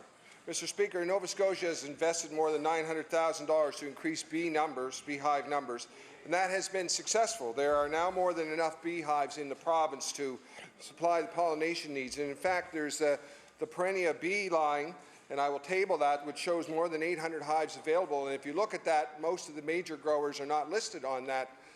Major beekeepers are not listed on that. In fact, you could easily double that number, the number of hives available for pollination. Mr. Speaker, the reason for increasing our own beehive numbers was to keep pests like the small hive beetle out of Nova Scotia. Mr. Speaker, my question for the minister is, given the more than adequate numbers of beehives within Nova Scotia, why would the minister risk importing small hive beetle by permitting 500 hives to come into the province from small hive beetle infested southern Ontario? Minister of Agriculture. Thank you, Mr. Speaker. The member raises a very good question. And indeed, we have, according to the information been put out by the bee industry, we have 24,000 pollinators in the province. That's not accurate. We have 20,000. This year we had a 15% death in the beehives. We're down between 17 and 18,000. And that's actual numbers have been provided by themselves on the census that's done every year. And we also implemented the most rigid inspection for the small hive beetle in the world. That is true. And also some of the beekeepers are importing bees from Australia, queen bees and clusters that small hive beetle is from, and also from California. So this is a very major issue that we intend to address. The honourable member for Kings North. Mr. Speaker, my suspicion is the minister himself wouldn't know a small hive beetle if he saw it, and he's quoting numbers. I would challenge him to table that information. He stated things in the Vanguard, the Yarmouth Vanguard, that he has no support for, and I would suggest to him that the growers, the producers in the industry know the business, and the minister does not know the business. And I would suggest to him that he table where there is small hive beetle in other provinces other than southern Ontario, which he stated in the Vanguard, which I will table. The minister also stated in the Vanguard, and I quote, when asked why hives wouldn't be imported from a province that doesn't have the pest, he replied that it was not up to the department to decide. It's up to the individuals who will be doing the importation. Well, I would suggest that the minister has an obligation to protect the industry. That's his obligation. Will the minister defend the local beekeepers and the bee industry here and do his job? The Honourable Minister of Agriculture. Well, as a result of the concerns brought forward by the bee industry and the research we've done on this, and we have all the facts and figures which we will table later today or on Monday, we are going to do a complete...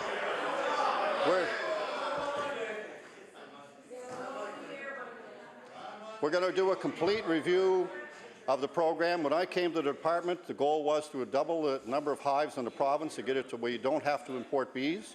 We're not convinced we're at that point yet. However, we're going to put on hold everything we're doing. We're going to do a complete inventory of all bees in the province of Nova Scotia to see if the numbers are accurate. And at that, then we're going to look at the program. Again, when I came to the department,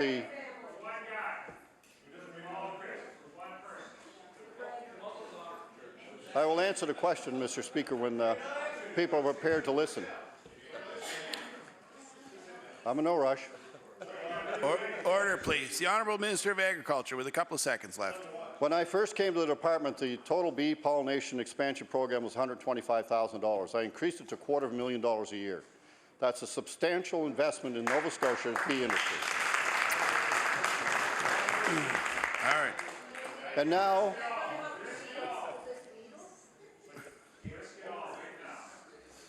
I'm in no rush. Absolutely no rush. Okay. The honourable member for Chester St. Margaret's. Finished. They go on and on and on and on with no answer. So, Mr. Speaker, the Premier abandoned negotiations with the federal government to have a health transfer that takes into account Nova Scotia's aging population. Instead, he has tried to sell Nova Scotians on a side deal that provides less money overall with a pocket of funding for home care. Well, Mr. Speaker, looking at this budget, it's hard to know what the government plans to do with that money because there are no increases in the budget for home care nursing services or support services. Mr. Speaker, will the Premier tell us why this money isn't included in the budget lines for the direct care for seniors? The Honourable Premier. Mr. Speaker, I want to thank the honourable member for the question. As you know, we negotiated a health accord with the national government at a 3% increase across the entire amount of that would be delivered to the province from the federal government. We also had dedicated funding, $360 million roughly for home care. Again, about another $170 million for adolescent mental health. That funding is a 10-year agreement that will come in. I also want to remind the honourable member of the great work that the Minister of Health has been doing along with our partners with the NSGEU and the NSNU when it comes to home care to eliminating lists across the province. We've invested in every budget in home care, Mr. Speaker, and we're going to continue to do so. The honourable member for Chester St. Margaret's. Mr. Speaker, I'd like to thank the Premier for his answer, but the Premier does not have the facts from his minister.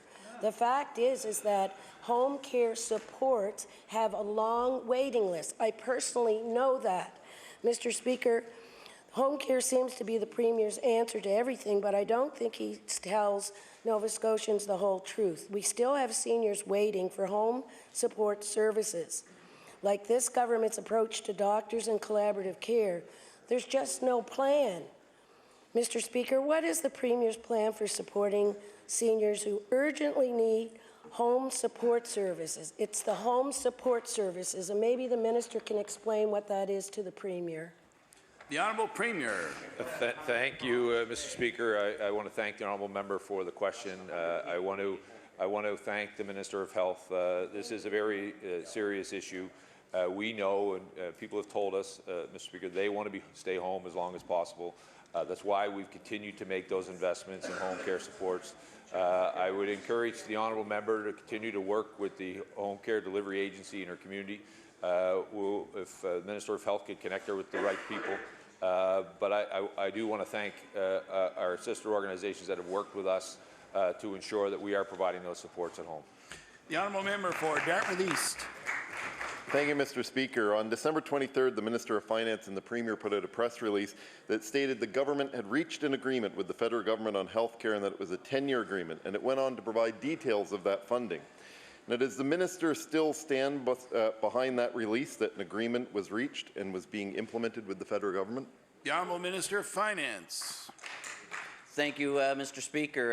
As released in December, as people know, there was a Finance Ministers meeting. We met with federal, provincial, territorial ministers of finance. We had health ministers actually join us at that meeting to have discussions about the health transfer amounts from the federal government going towards health care.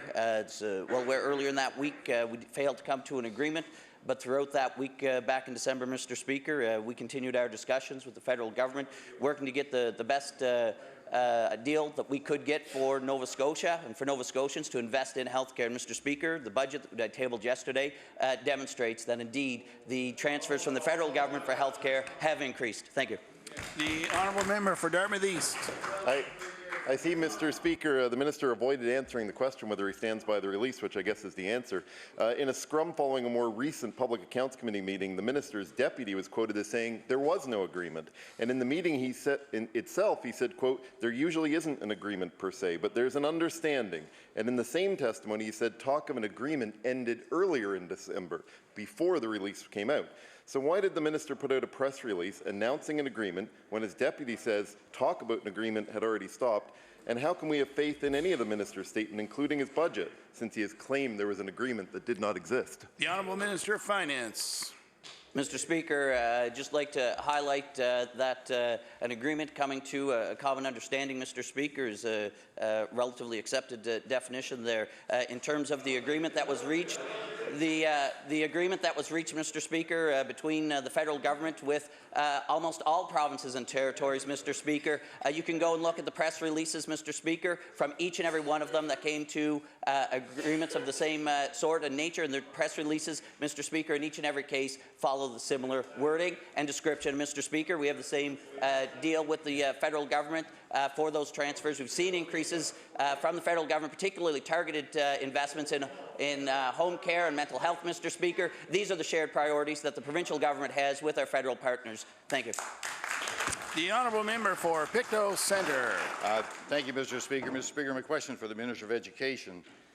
Recent FOIPOP documents shed light on the way this Liberal government decides which communities get new schools, and I'll table that, Mr. Speaker. There's a vetting process which ranks schools by need. However, Cabinet makes the final decision, and it appears that political need is a major component to that decision-making process. My question, Mr. Speaker, can the Minister explain why 5 of the schools that jumped the queue were located in Liberal constituencies? The Honourable Minister of Education. Chris.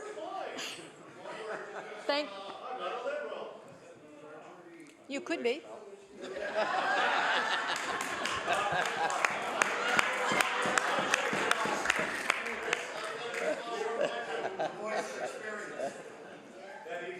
Thank you, Mr. Speaker. Thank you to the member for the question. Question that has been answered many times. There are a number of factors that are considered when new school constructions are planned, and the first priority is the program for students. The next priority is for boards to submit to the department their list of capital requests, and that is asked for, considered. We also look at the capacity within the capital budget of the province. We also look at the regional fairness. All of those factors come together, and it is not political. I can tell you when we...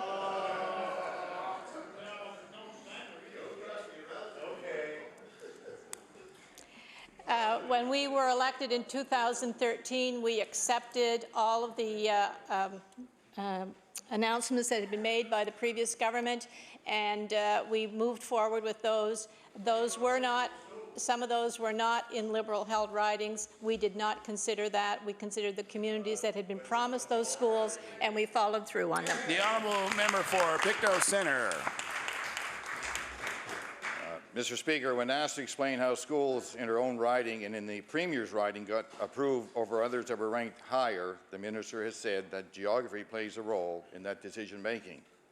My question to the Minister, can the Minister explain how a school in Sydney River, Myra-Lewisburg, that is ranked under number 12 was passed over, and a school in Dartmouth North that ranked number 41 was chosen? The Honourable Minister of Education. Thank you, Mr. Speaker. I think it's more important, Mr. Speaker, to talk about the situation in Spring Hill. The town of Spring Hill has requested A&A for our new school for 2 elementaries.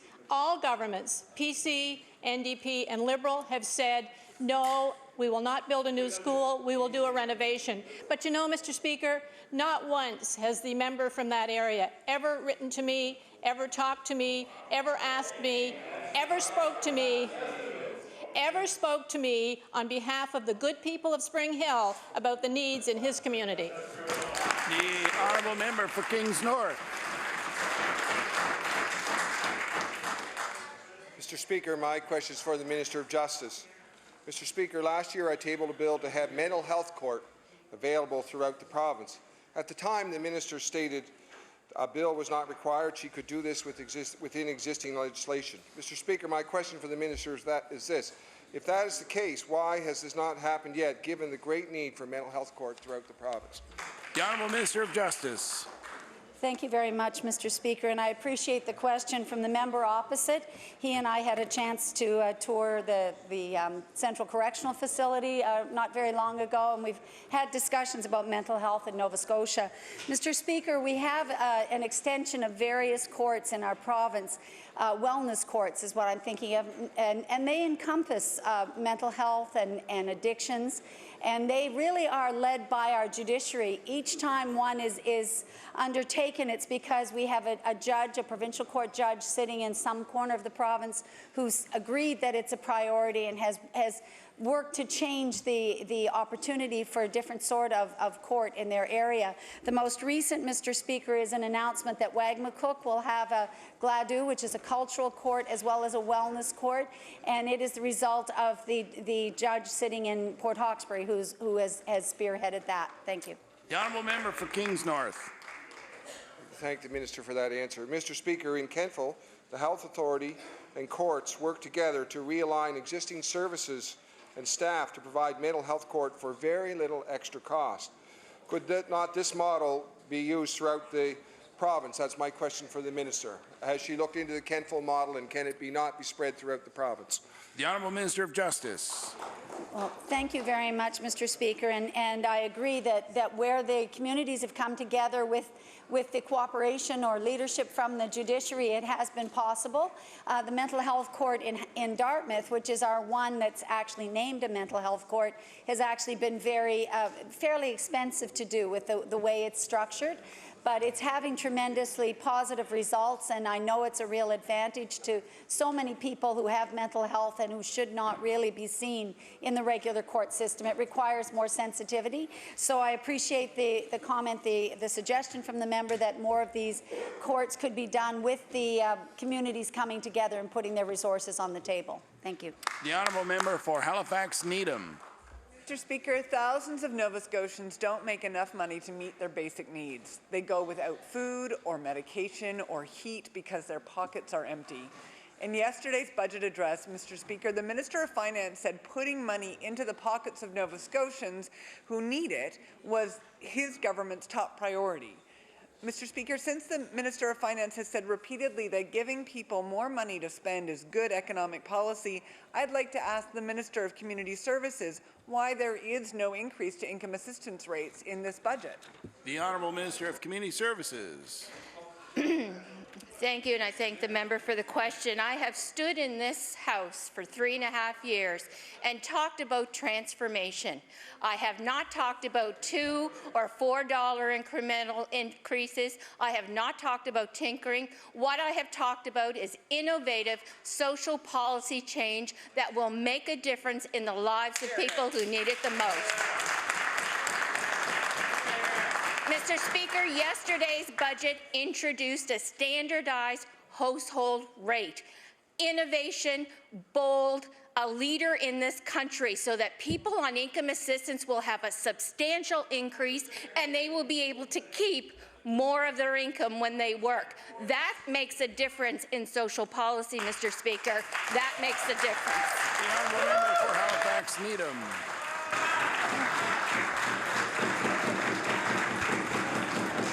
Mr. Speaker, many income assistance recipients have been working as long as the minister and with members of her department for years already on that transformation process. I would like to know, when are they going to see the change in their checks so that they can actually have a dignified life in this province? The Honourable Minister of Community Services. Mr. Speaker, we have been working with over 1,800 stakeholders over the last 3.5 years, while that government, who are the supposed beacons of social policy in Nova Scotia, gave people $2 and $4 increments without changing the system that keeps people in poverty, which keeps people in poverty. We have made a difference and will continue to make a difference in the province.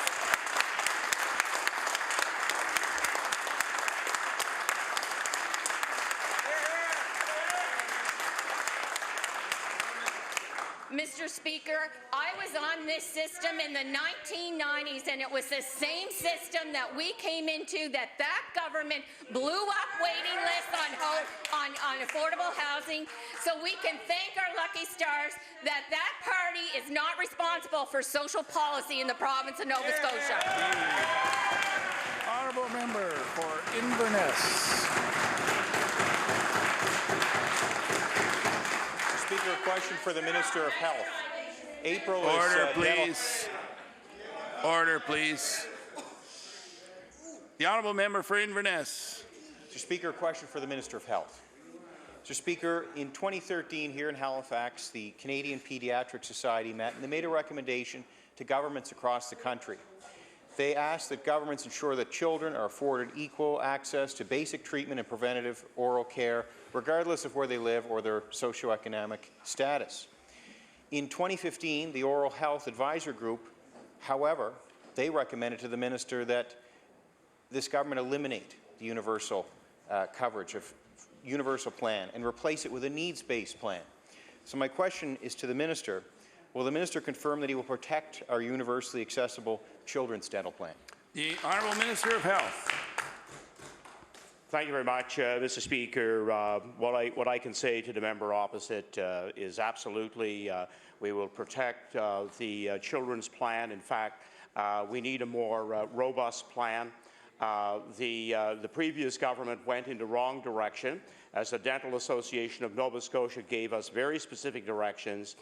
Spreading it over 14, 15, 16 years was not the way to go, but to do the most work in the early years, and that plan is getting very close to its final delivery. The honourable member for Inverness. I'd like to thank the Minister for that, Mr. Speaker, and I think that is one of the points. It's not just universal care, but it's actually getting children into the dentist's chair. And we can see, Mr. Speaker, that I think out of about 150,000 children who are eligible in this province, only 50,000 are finding their way into the dentist's chair. And it's not because of money, Mr. Speaker, it's universal care. Mr. Speaker, we need a care that is proactive. We could be preventing more diabetes, we could be preventing chronic disease versus having children in emergency rooms, getting dental care having to be put under anesthetic because emergencies have arisen because this preventative care wasn't done. So I'm hoping to hear, and the Minister has provided a fairly positive response there. My final question, Mr. Speaker, is will the Minister acknowledge, and I think he has, and perhaps he can tell us about how we can get more children into the dentist chairs? The Honourable Minister of Health. Thank you very much, Mr. Speaker, and the member for Inverness raises an extremely valid, well-researched perspective here in the legislature this morning. When we came to office, we had to work at that end of the spectrum where we needed to increase surgical work at the IWK and had to hire additional pediatric dental special surgeons because of a lack of work in the early years. We're retrenching. We're going to direct more towards those early years and prevent the serious and significant surgeries that have been required in adolescent years, and we hope to have that plan in front of Nova Scotians. The Honourable Member for Pictou West. Thank you very much, Mr. Speaker. This could be perhaps the last opportunity that I have to stand in this place and have the privilege to ask a question to the Minister of Health. And my question is about a young couple that lost their home in Fort McMurray in their 30s, both teachers, decided to move back to Nova Scotia, and they are considering moving back out west this fall. They were able to find teaching jobs, which is great. They're not able to find a doctor. They need a doctor, as does many hundreds of people in Pictou West alone.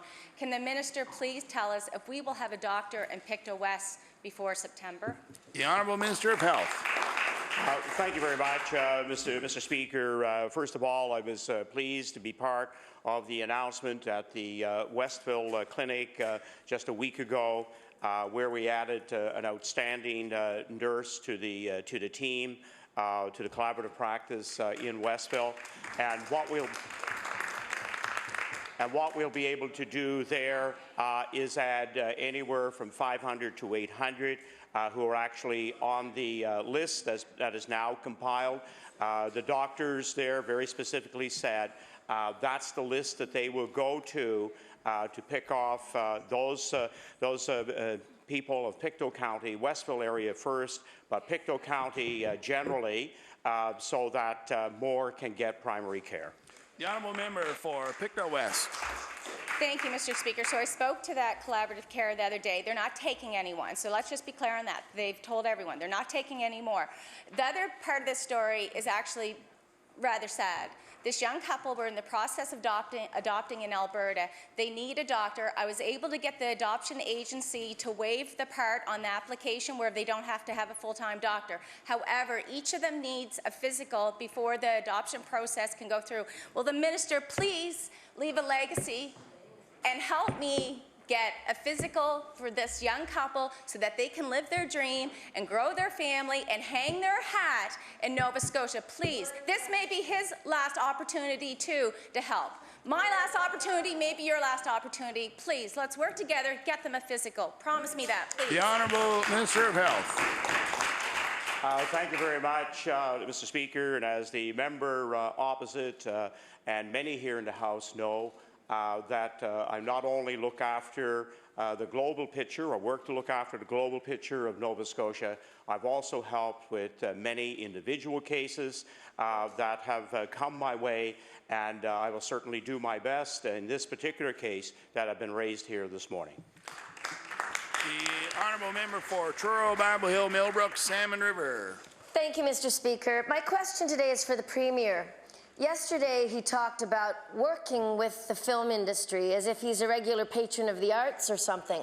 Now, this is the same Premier who thought that the film industry was getting a free ride, Mr. Speaker. A Premier who didn't understand the financial return to the province from investing in the industry, who thought they weren't paying taxes. So I'd just like to ask the Premier, as he tops up the Film and Television Incentive Fund on the eve of election, can he please at least apologize today to the many film industry workers who had to pack up and move away, some taking their families with them, because of his government's callous, short-sighted, and mean-spirited actions? The Honourable Premier.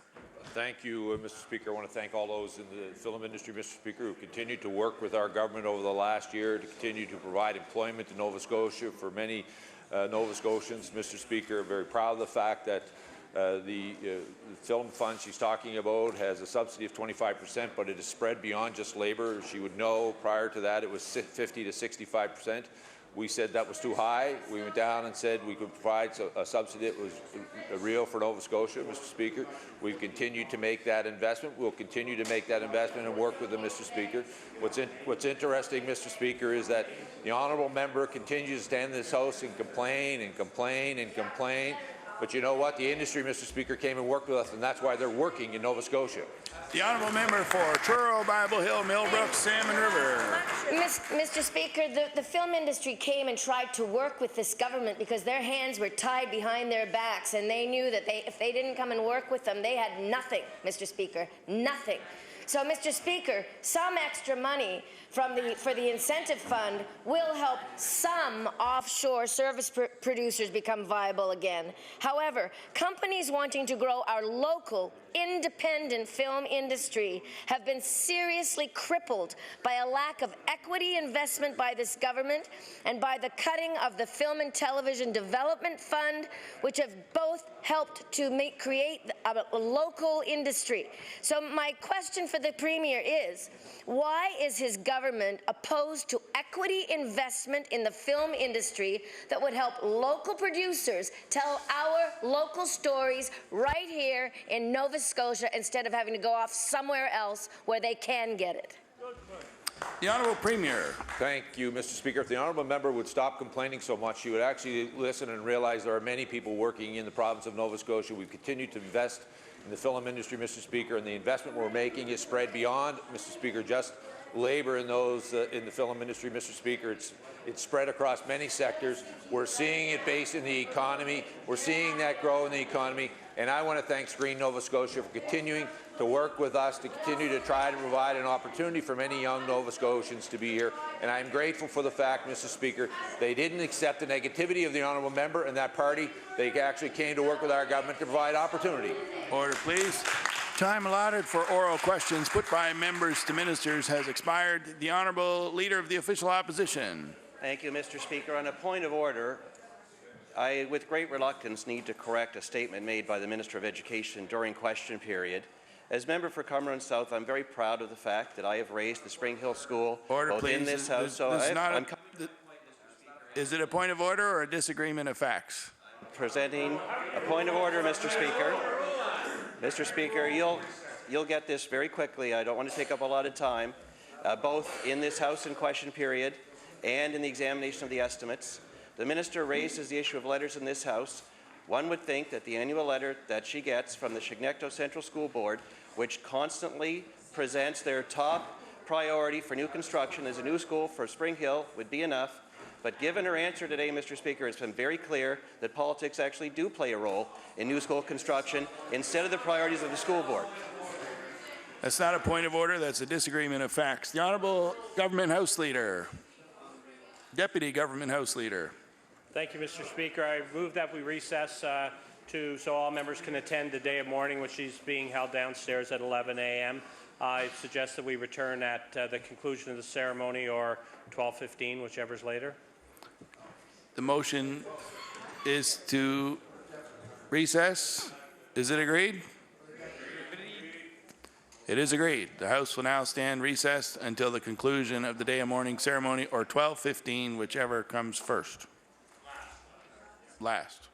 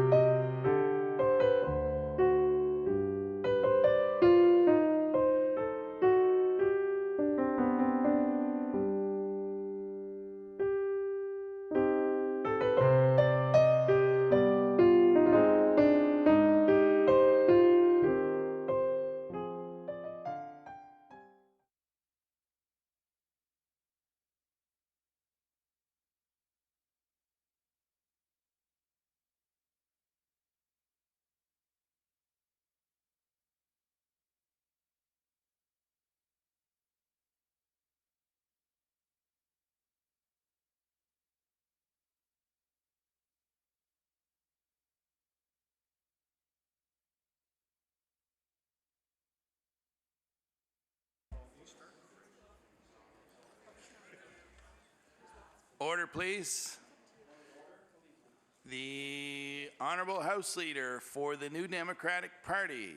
Thank you, Mr. Speaker. On a point of order, on Tuesday, we were asked by the Government House Leader to consent to moving Bill 59 onto the order paper and have it debated because it was an important bill. And I'd be remiss if on the day of International or the morning, Mr. Speaker, to ask for that similar consent for a bill that the government introduced today, Bill 90, which would do what we think Nova Scotia would want us to improve workplace safety. So I would ask for consent of the House to move that Bill 90 be placed on the order paper today and called for second reading for debate. Is it agreed? I hear several noes.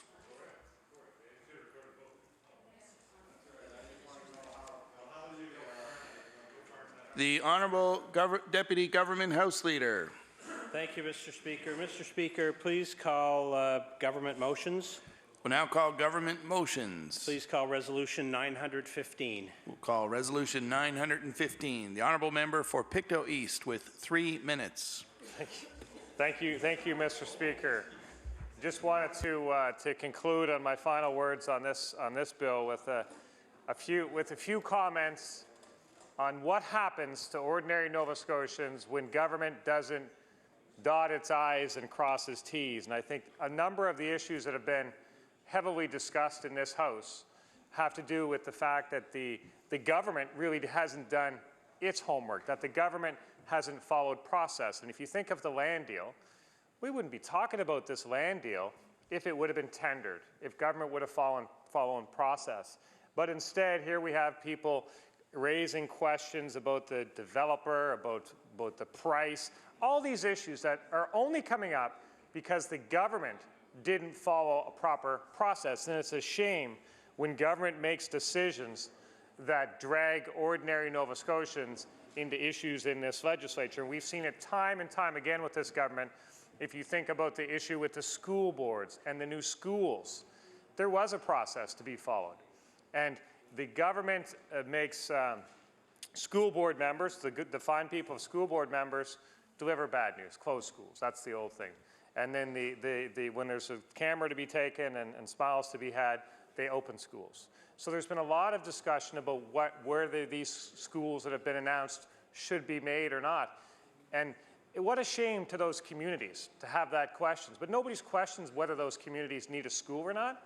They're only questioning the actions of this government, because when government doesn't do its homework, it can make good, upstanding people look bad. And that's what we've seen with that. And now we have the same thing happen for the Lunenburg Shipbuilders Alliance, the $5 million payment. The government didn't do its homework to support it. So instead, people ask questions about it. So government takes actions that cause people to question why the government has taken those actions, and it's a complete shame. And I would like to finish off with the bees. The bees are a serious, serious issue, and I'm sure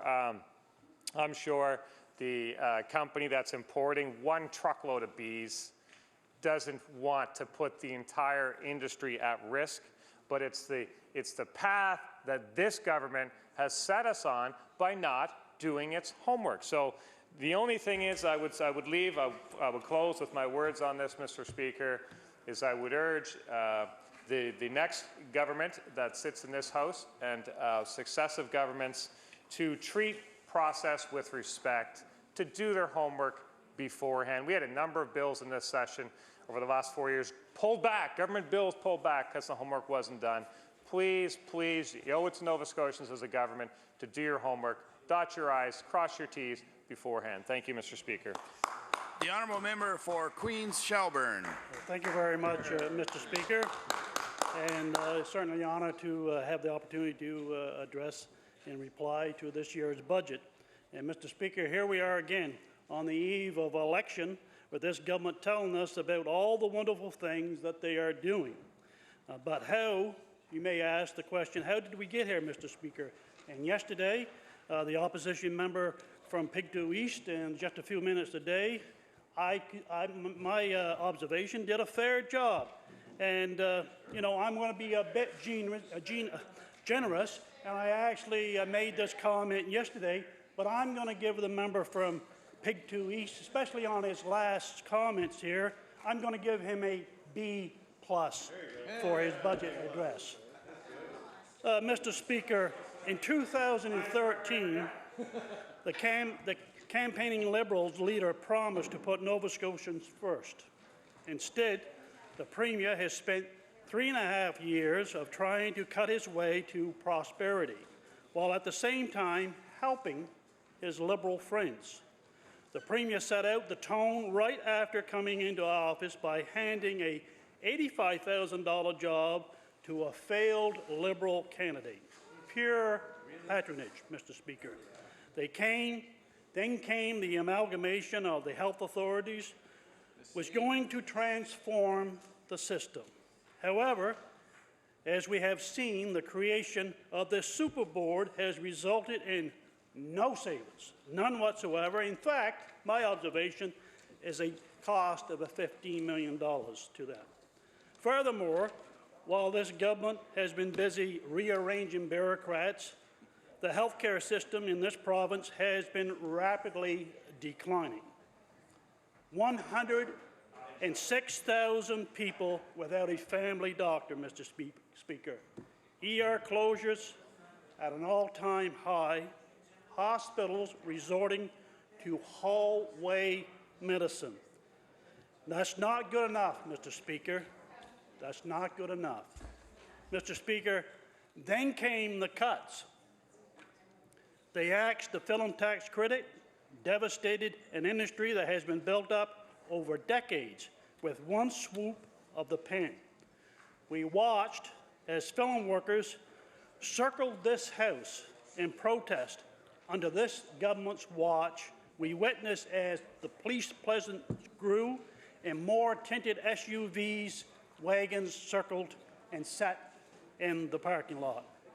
And petty cuts, Mr. Speaker, to community groups that provided minimum savings to the government but had a major negative impact on those community groups. And all the while, the Premier found money to help his Liberal friends.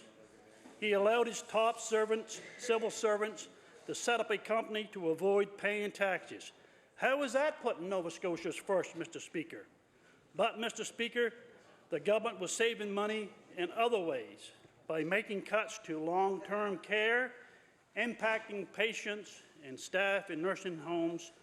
Not a single new long-term care bid under this Liberal watch, and the number is easy to remember: 0. Meals, food costs for long-term care residents reduced to less than $5 per day.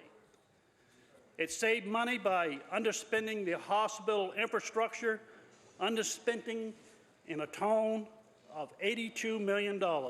Meanwhile, it has not opened a single CEC 0, Mr. Speaker. That number is going to be frequent here in this speech. 0. It has also not opened a single long-term bid. Again, 0. And while these cuts in underspending were taking toll on our patients and healthcare workers across the province, the Liberal insiders were still laughing all the way to the bank. In January 2015, the Premier appointed, and I repeat, appointed, a former Liberal cabinet minister to head the Nova Scotia Business Incorporation, a position that pays $210,000 a year. Oh, Mr. Speaker, to be a Liberal insider, Mr. Speaker, maybe that's what's called sunny ways. Meanwhile, the Premier promised a doctor, and I remember that very clearly. A doctor for every Nova Scotian was not well and not doing well. I hope the government was not surprised by the fact that this decision to withhold billing numbers and their failure to recruit doctors actually resulted in more people without a family doctor and when this Liberal government came to office. Now, Mr. Speaker, the Premier was also on rocky grounds with the public sector workers, Mr. Speaker. Workers he promised to treat fairly. In fact, he wrote an open letter to workers promising to respect the collective bargaining process. And I certainly will add in a few minutes a pile of broken promises, Mr. Speaker. But I distinctly recall that open letter in the election of 2013. Now, while there was no money for public sectors, there was money for a few more staff in the Premier's office.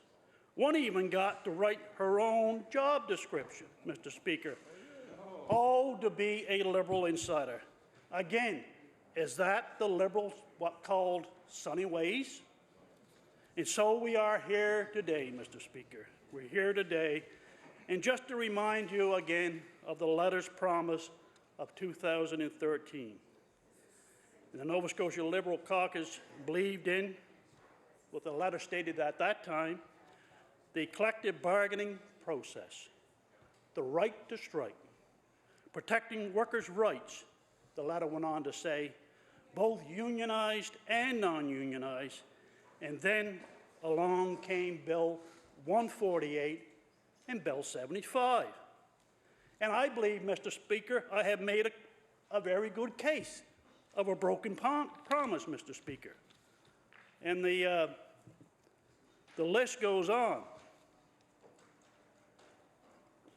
Mr. Speaker, let's review the past 3.5 years under this Liberals' reign. More than 10,000 full-time jobs lost. 5,000 fewer people under 24 in the workplace. The second worst economy in Canada, 2017. Emergency room closures have increased by more than 30%. The longest wait times for hip and knee replacements and surgeries in Canada. Wait times for the mental health care services have increased more than 25%. The Nova Scotia has a doctor shortage, and I'll repeat the number, Mr. Speaker, for those who are jotting down notes here. People in Nova Scotia who do not have a doctor or family doctor is now risen to 106,000 people across this province. The second highest tuition cost in Canada, and some schools have increased by over 30%. The first public school teacher strike in, get this, Mr. Speaker, 122 years. We all remember Bill 75 just a few weeks ago when there was the largest crowd of my term here of 11 years encircled this building. We all remember that. And out-of-province nurses had to be flown in because of nurses' shortage. Is any of this being noted, Mr. Speaker? And I'm sure the public is making their notes as we are on the eve of election. And this government cut funding to nursing homes, Mr. Speaker. $8 million. $8 million. Long-term care, not one new bid in 3.5 years. They placed a moratorium on long-term care bids, Mr. Speaker, and the budget for seniors and long-term care equals less than $6 per day per meal for the most vulnerable people in our society. Yet Danny Graham is paid over $13,000 per month at Engage, Nova Scotia. That, to me, is Liberals looking after Liberals. Again, is that sunny ways? To me, that probably would fit the bill. It's sunny ways.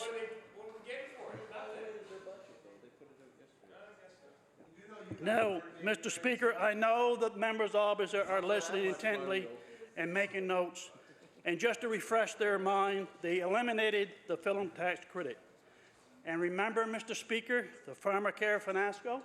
We all remember that? And they talked about doubling the fees to $2,400. I remember that, Mr. Speaker. The Premier has been absent 30% of the times in cabinet meetings in the last 2016. And we heard it on this floor. It was recommended that cardboard cutouts may replace in Ottawa and maybe a possible good scenario to have here, because we could probably get more answers from the cardboard cutout.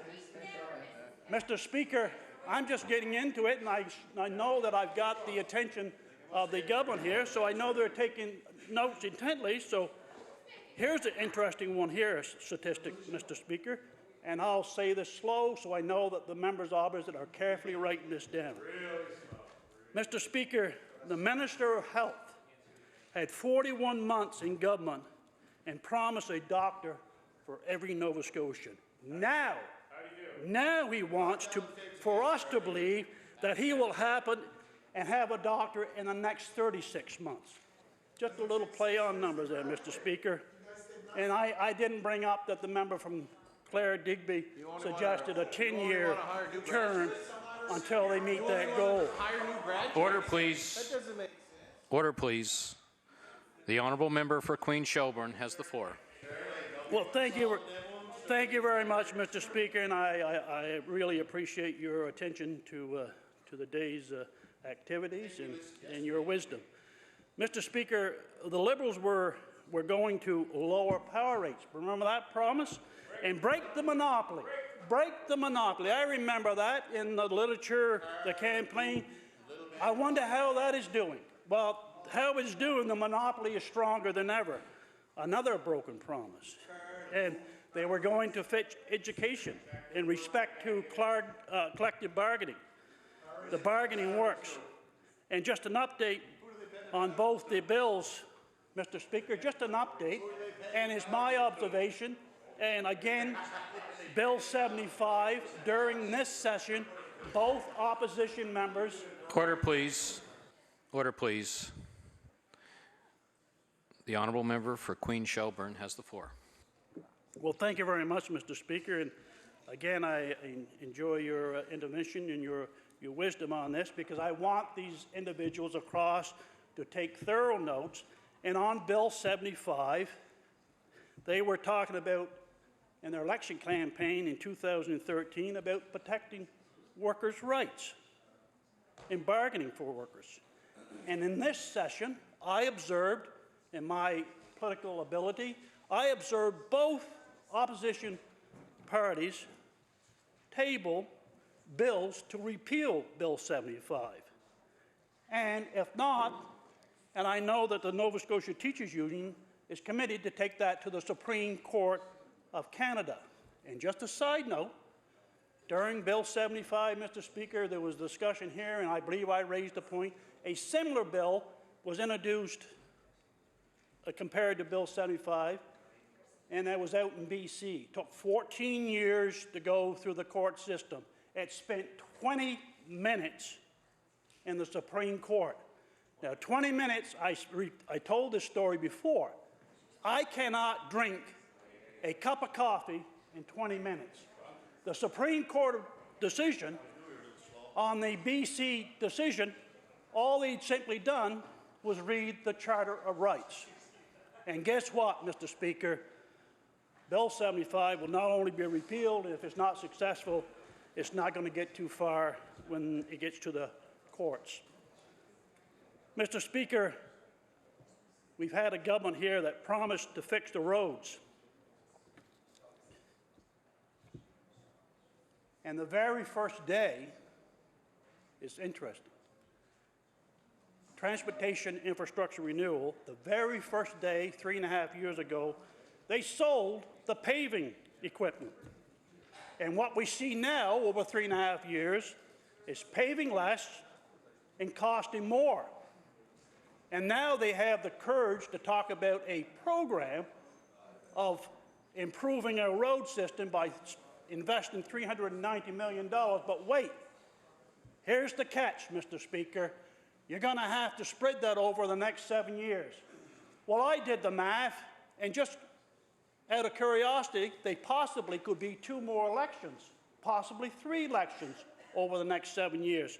So I just want to follow that one with great interest, and we'll see how many roads are completed with this particular program.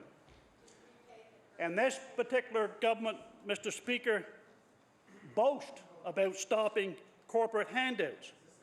$22 million to the Bank of Montreal and offshore banks. I think that's a broken promise, Mr. Speaker. And I'm just working my way slowly through this list, Mr. Speaker. And I ask the members over there to take careful notes because there is going to be some homework for this weekend. And if you take notice, in my last several speeches, I've always had some homework for the sitting government and the backbenchers. So there's going to be a test at the end of this speech. Mr. Speaker, long-term care, as I mentioned earlier, there was a moratorium that was put on building nursing homes. And it's ironic that this Liberal government they boasted in 2013 of keeping the previous government's commitment of long-term care. And one of those long-term care facilities in Middlefield, just outside of Liverpool, is still waiting. And I think they'll be going to be waiting for a while until there's a government change to get that home built. Not one long-term care under this particular government. And interesting enough, the previous 4 years, which I had the fortune of spending some time in government, there was over 1,000 bids created. And I suggest to you here today, Mr. Speaker, and those who are listening intently, that by them 1,000 bids that were created in that 4-year time frame, that they freed up hospital bids. And they relieved the pressure on these institutions that we are seeing that's overcrowded as I speak. And I'll get to that a little later on in the speech. And Mr. Speaker, the promises the Premier said that, again, a doctor for everybody in 2013. And it's interesting that the health minister, if I can back up here, came to the town of Shelburne and promised to keep our ERs open. That was somewhere around 2 years ago, a year and a half ago.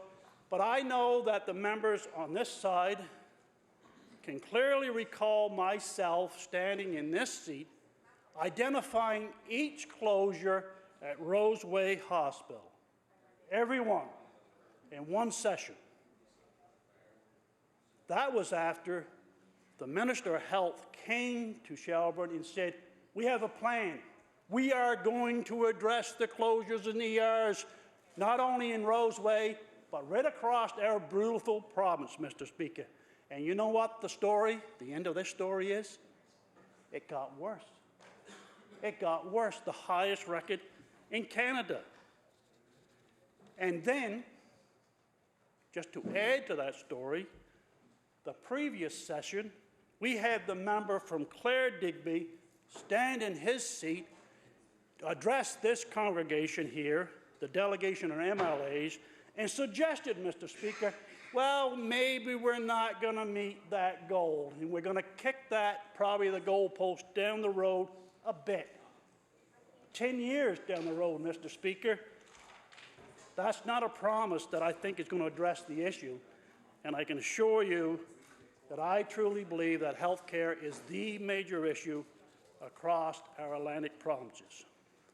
And a few weeks ago, we had the Minister of Health suggest that, well, it's not 10 years, it's going to be 3 years that we can provide that services.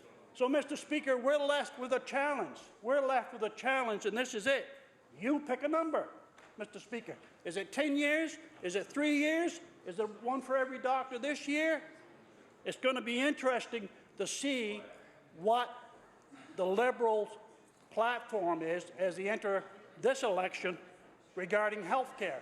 And, Mr. Speaker, I have designed 3 words to describe the situation that they're in, because they can't pick a number, and the 3 words to describe their health care platform is, don't get sick. Now, I think that's going to have a lot more trust in the population than if you back up 3.5 years ago, Mr. Speaker, and they suggested that we'll have a doctor for everyone. Now, Mr. Speaker, overcrowding in our hospital, and this is something that's certainly of interest to me, and I think that we have seen this system deteriorate over the last few years. Now, Mr. Speaker, early in the last 2 days, we have seen the overcrowding, certainly mentioned in QP, and the beginning of a new turn in our medical care vocabulary, and it's certainly a new phrase for myself in this particular setting. It's called hallway medicine. Now, what we've heard is that there's 118 doctors' vacancies, and like I repeated earlier, 106,000 people without a family doctor. We have overcrowding or closed emergency ER rooms, and the wait times are 2 or 3 years for surgery. And interesting enough, Mr. Speaker, I've heard several times during question period this Premier stand in his place and say very clearly that there is no crisis. And I repeat, no crisis. And to me, I know that we have different political approaches, and I accept that. But, Mr. Speaker, I actually Googled the word crisis because I wanted to understand the meaning of that thoroughly, because we were using it, certainly I have used it, to describe the situation that we are entering into. And the Google dictionary gives us this terminology. It is a time of intense difficulty. It is trouble or danger. But if you read on, probably the best meaning is, it's a time when a difficult, important decision must be made. Now, Mr. Speaker, I know that there's a difference of opinion of the Premier says there's no crisis, but what I hope to conclude in my closing remarks here in the next few minutes is that there is a crisis in our health care system. And I hope that my members opposite are taking thorough notes because there will be a test, Mr. Speaker. Certainly, to me, this is certainly the main thrust of my speech, Mr. Speaker, and the address certainly to this budget, and to all the witnesses certainly, or the MLAs in this chamber, Mr. Speaker. This Premier stated that there is no crisis, that we have a hospital infrastructure underspent in the last 3 years by $82 million. We have hospitals floors closing for months to be fixed, leaky roofs. And if I can make a sample in Lunenburg or in Yarmouth of hospitals' floors being closed because of a leaky roof and people losing MRI services. And to me, this is something that has a ripple effect that goes the whole way through the system. And the MRI's appointments is something that I know that is important to those individuals. And yet we see the infrastructure money being severed and not spent over the last 3 years. And yet we can show clearly examples where the roof is leaking. And there has to be infrastructure, and we've had appointments canceled, and it just escalates the problem. Mr. Speaker, I mentioned that we have 106,000 Nova Scotians without a family doctor. ERs are closing at a record high, and the wait times is the highest in Canada. And what is interesting, just in this chamber here a few days ago, the Nova Scotia, it was testimony here that Nova Scotia needs to recruit 100 doctors a year for the next decade, says Doctors Nova Scotia. To me, Mr. Speaker, that is certainly an interesting comment, because to me there is a warning sign that the iceberg of our aging population is certainly coming at us, and we are not properly prepared. When Doctors Nova Scotia gives you that warning, I would think that I would lean towards the seriousness that we are in a crisis.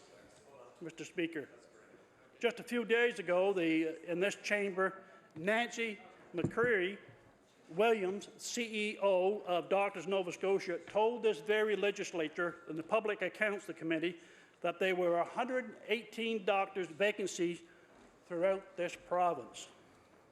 As well, that there was 1,300 of the 2,400 physicians currently practicing are over the age of 50, and 630 are over 60, suggesting that there's a shortage will become more acute as doctors wrap up their careers. And I'll just quote Ms. Williams, and I quote, "The last 2 years, it's been more pronounced than we've seen in previous years," she said after speaking to the committee. Now, Mr. Speaker, I would take that as a warning sign. And after the information that we've heard from the opposition, including myself, and the Premier, on one side of we have a crisis or we don't have a crisis. And I know this is what this chamber is for, is to put the information forward, and hopefully that we can decide on what the outcome. But I think I'm winning this argument, Mr. Speaker, as I speak. Mr. Speaker, it sounds like a crisis to me. Today, in my hometown, this is an interesting story, Mr. Speaker, and I hope that the member's office will pay attention. Today, in my hometown, when a new doctor starts, he or she usually starts with half the workload of the former doctor. Now, the former doctor, Mr. Speaker, may have 3,000 to 4,000 patients. Now, and I appreciate the new doctors coming, and I understand that they have to work their way up to the workload of the former doctors. I'm not disagreeing with it. But what I'm disagreeing with is that if the new doctor wants to add new patients, there is a phone lottery. There is a phone lottery for the first 50 or 100 patients who calls in. Is this what our universal health care has come to? A phone lottery? I think it's in a crisis, Mr. Speaker. And that little story there is really evidence of how the evolution of our universal health care has come to rural Nova Scotia. And if you're not successful, and if you're not have the doctor on speed dial, you are out of luck. Well, I would suggest with that story that I would weigh on the side of our health care is in a crisis, Mr. Speaker. You don't have to, or you should not have to, win a lottery. To me, Mr. Speaker, it sounds like a crisis to me, Mr. Speaker. And I want to talk about hallway medicine, because I know that certainly is a new terminology in this setting. Mr. Speaker, CBC News on March the 27th, 2017, it was titled, "Patients at Nova Scotia largest hospital not safe," says the union. "Overcrowding has become routine at the hospital infirmary emergency rooms department," says the Nova Scotia General Employees Union president. The union that represent nurses and other healthcare workers at the province's largest hospital complex has concluded patients are receiving care that is not safe. Not safe, Mr. Speaker. For one of the largest unions representing nurses, Mr. Speaker, that sounds like a crisis to me. Now, again, I know that the members of the government has taken thorough notes, and I want you to compare the notes over the weekend to what the Premier says, that there's no crisis here, and what the opposition is saying, including myself. Mr. Speaker, the conclusion comes as follows: a review of the statistics obtained from the Nova Scotia Health Authority that shows how often emergency room physicians or charge nurses at the Halifax Infirmary declared a code census. A code census happens when the emergency department is overcrowded, as it seems to be unsafe. the staff in other departments to have 30 minutes to prepare to accept more patients in order to free up beds in an emergency. Last year, there was 146 code census at the Halifax Infirmary Emergency Department, up from 110 in 2015 and 42 in 2014. There have been 39 already in January and February of this year. Mr. Speaker, that sounds like a crisis to me, and it's growing, Mr. Speaker.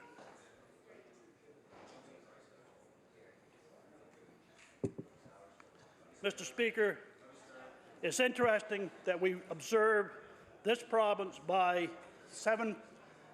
spent $7.5 million on land outside of Bears Lake to build a new health center. And I guess the question I ask, has that been thoroughly gone through the tendering process? The answer is no. Is this Liberal government simply looking after Liberal friends? It probably would fit in that category. And we know the developer certainly had donated $3,000 to the Nova Scotia Liberal Party in 2013. Again, is this sunny ways? Is this simply Liberals looking after Liberals? And Mr. Speaker, the developers sold only 15 acres to the Liberals of the 177 acres parcel of land that he owned and got most of his money back, plus still has roughly 162 acres left. That's good fiscal management. Now, good fiscal management, I wonder if we can get the developer in here in one province house and probably help out the Premier. And to me, it certainly sounds like Liberals looking after Liberals on the eve of election. Mr. Speaker, getting back to the hallway medicine, and I know, and we should be, it's something that I have learned that term here in the last few months.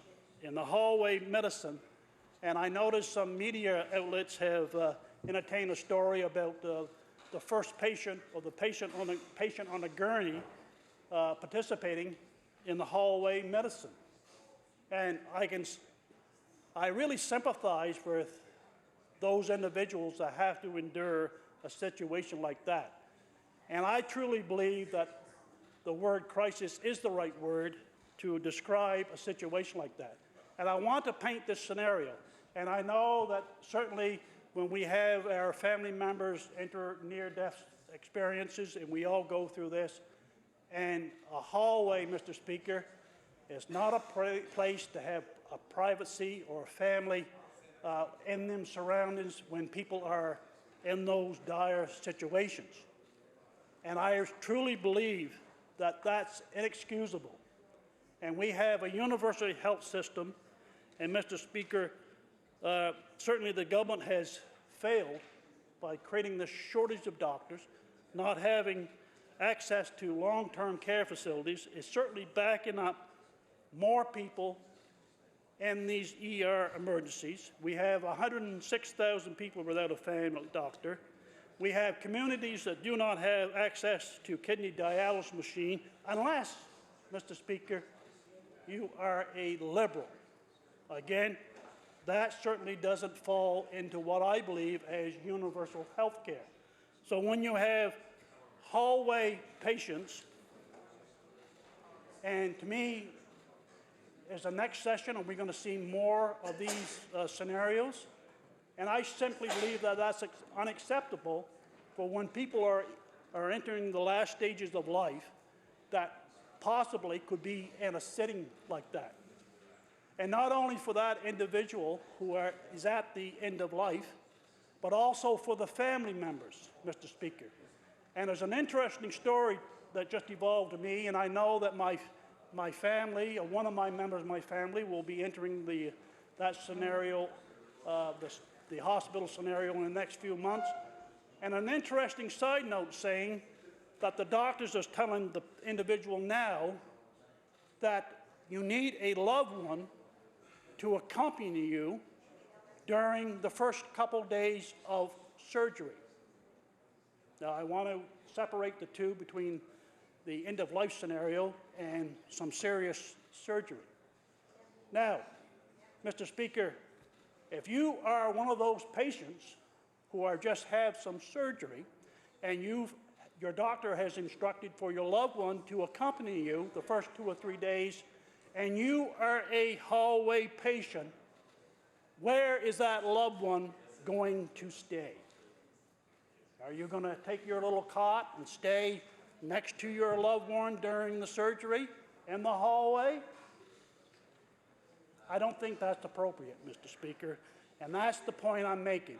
We are allowing this particular government to shun away from the responsibility of addressing health care in our province, and we are seeing the escalation of a deteriorating health system, and it's inexcusable. And these are just a few examples, and you're going to see more of them as we enter into the 40 hours of debate on our budget as we move forward, Mr. Speaker.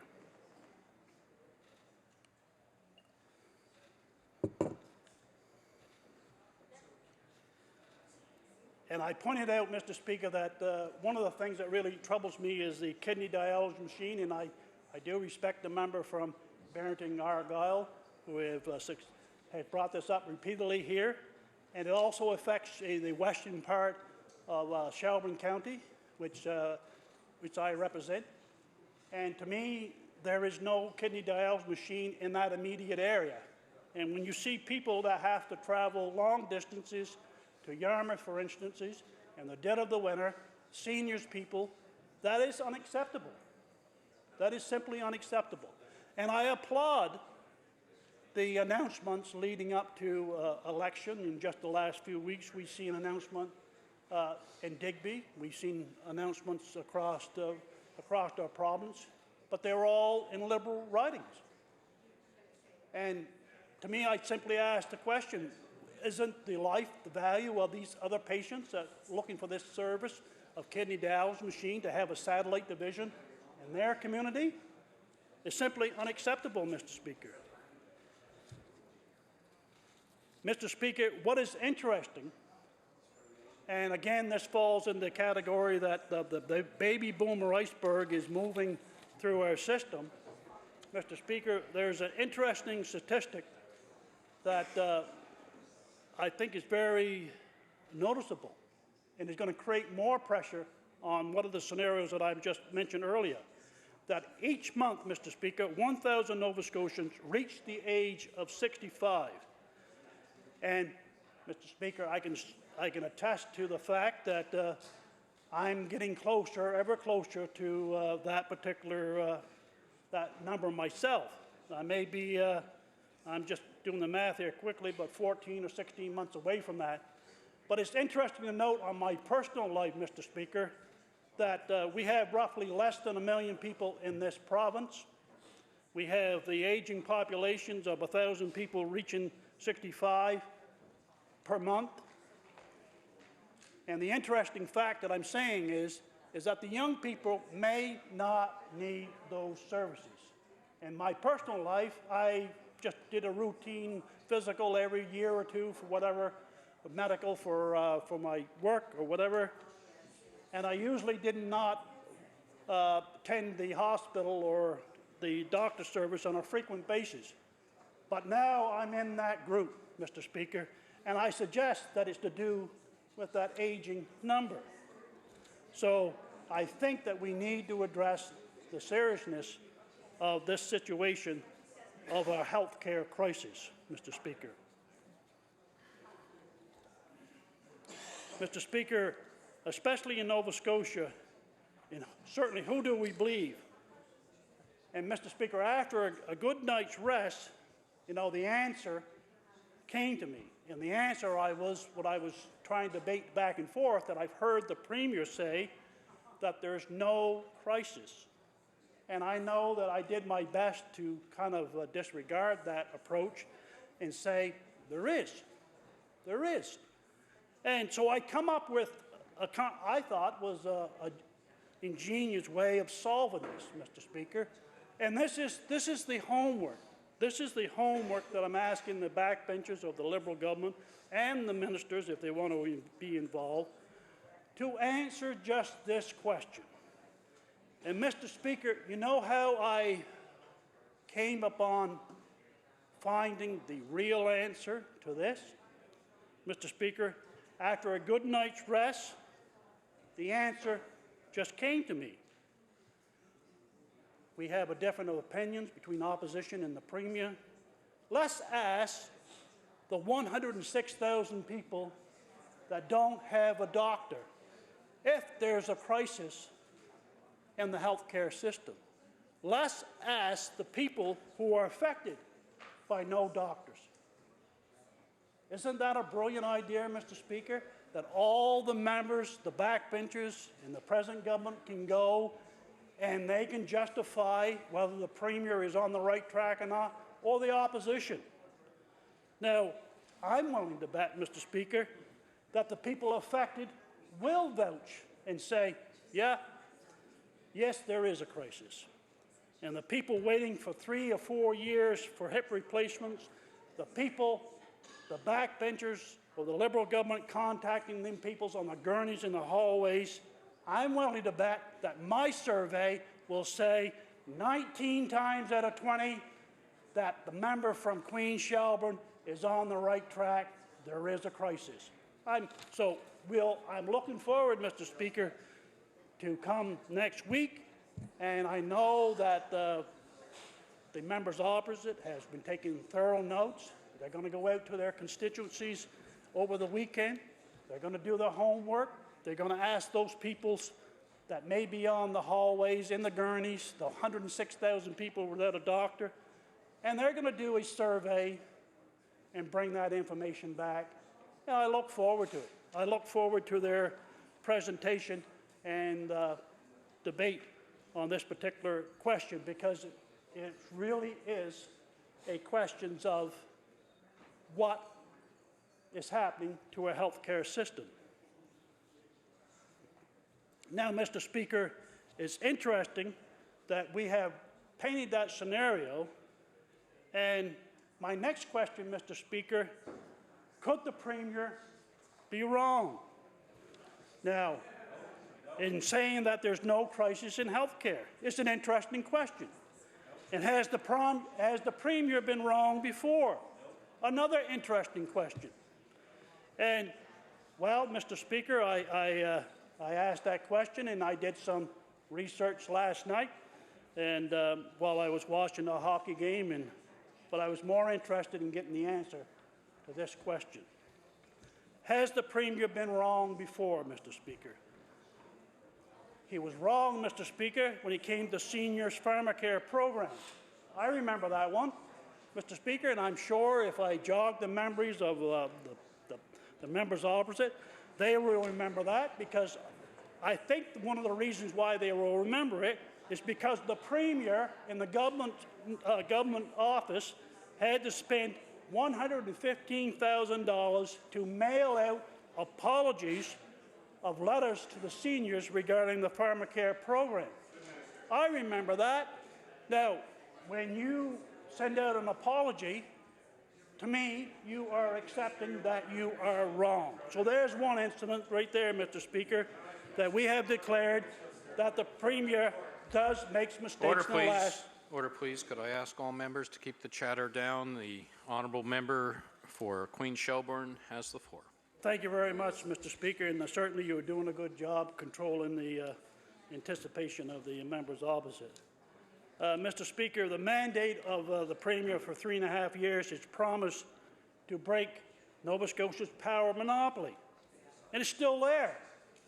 I think has that been wrong? So I would say there's another wrong. He promised to protect workers' rights and he issued an open letter in 2013, and we have both opposition's bills, as I mentioned earlier, to repeal Bill 75. We have teachers' unions headed to the courts, and again, I think he broke a promise, and he is wrong here too, Mr. Speaker. Mr. Speaker, the same Premier promised last election a doctor for every Nova Scotian. And as today, I've said a number of times, 106,000 people in Nova Scotia are without. And I truly believe that the Premier is wrong here too. Mr. Speaker, I feel that there is a trend here. Perhaps the Premier may be in denial or refusing to upset his facts. Mr. Speaker, I'd like to again want to ask the home workers or the backbenchers to do the homework and make sure they contact the people who have no doctors over the weekend. Mr. Speaker, I look forward to the next 40 hours of debate on this budget, and I look forward to my colleagues' address on the health care, and I truly believe that we can put. Well, Mr. Speaker, I have got some nice comments, and I just need a few minutes to get to them. Okay. Well, Mr. Speaker, I got my notes here. I got my notes in case there was some heckling from the present government. And I used it. I just used some keywords, Mr. Speaker, and I can control the heckling. And it's a simple technique that I've learned in the last 11 years, Mr. Speaker. And I can use certain words that I can shut these people down within 20 seconds. And let's try it, Mr. Speaker. Here's my words. And all I got to do is mention, when I have heckling from the governing party, is mention one bill, Bill 75. Mr. Speaker, and instantly, like we heard several weeks ago in February, all the members just simply sat in silence. They didn't speak, and the Premier was left in a police escort with tinted SUV, and they didn't participate. And notice how that worked, Mr. Speaker. It's a magic paper. It's a magic paper. They did not participate in Bill 75. They become silent.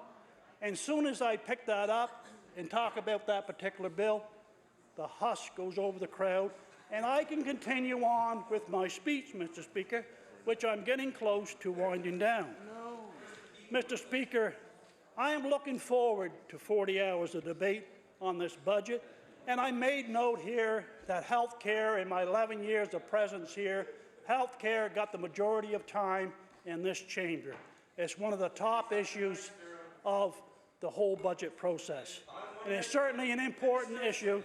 Well, Mr. Speaker, I'm trying to proceed, but I'll continue talking about Bill 75 if the member keeps interrupting. And, you know, it's his choice. But I really look forward. I look forward to my honored colleagues for addressing health care. They have got more wealth of knowledge than I have. I truly believe, and this is the part here that's interesting all members, I truly believe, regardless of what political party that you belong to, we are put on this earth to take care of each other. That is a strong statement. Mr. Speaker, I truly believe in universal health care for every Canadian. And I truly believe we are entering a health care crisis under this Liberal government. And I want to say that I look forward to the next 40 hours of debate, because I want to see the opposition, their rebuttal to my comments, and I look forward to the honor of the members here in my caucus, because they have, they're very well, and they can do a much thorough job. So, Mr. Speaker, I'm getting close to winding down, and I want to just close on this. I spent 11 years in this chamber. I have the appreciation of, yeah, there you go. There you go.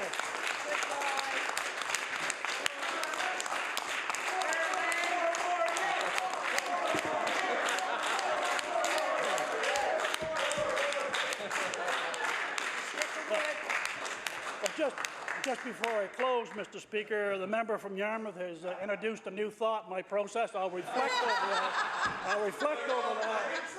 I'll reflect over that as I drive home 4 more years. But Mr. Speaker, it has truly been a privilege to sit here in this chamber, and I just want to say that I'm a simple fisherman that had an opportunity that very few people get in this society. And to come here, and I really appreciate meeting all you people. And if I'm not here in my role as I am today, I hope that you see me as a friend. And I wish you all well, and I believe that we may be on the eve of election. Good health, Mr. Speaker. Thank you for your time.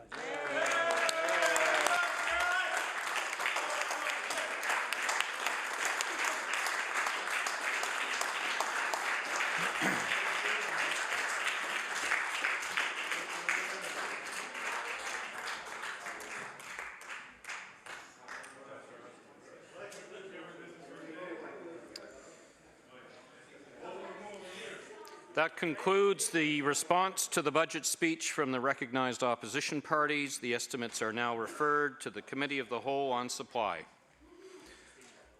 The Honourable Leader of the Official Opposition. Mr. Speaker, before we conclude the business for today, as Leader of the Opposition, as a fellow opposition leader to the NDP Leader in the House, certainly on behalf of our side, and I invite a member on the government side to also just recognize the moment. I know people come and go from this place. Some are changed by it, sometimes good ways, sometimes not good ways.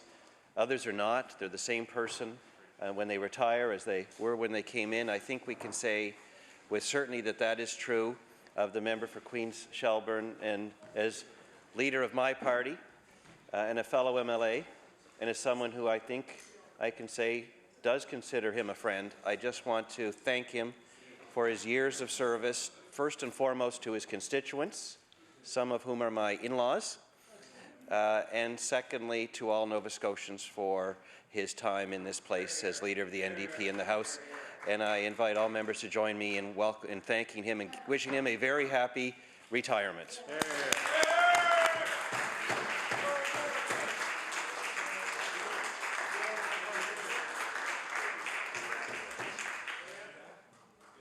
The Honourable Minister of Agriculture, Fisheries and Aquaculture.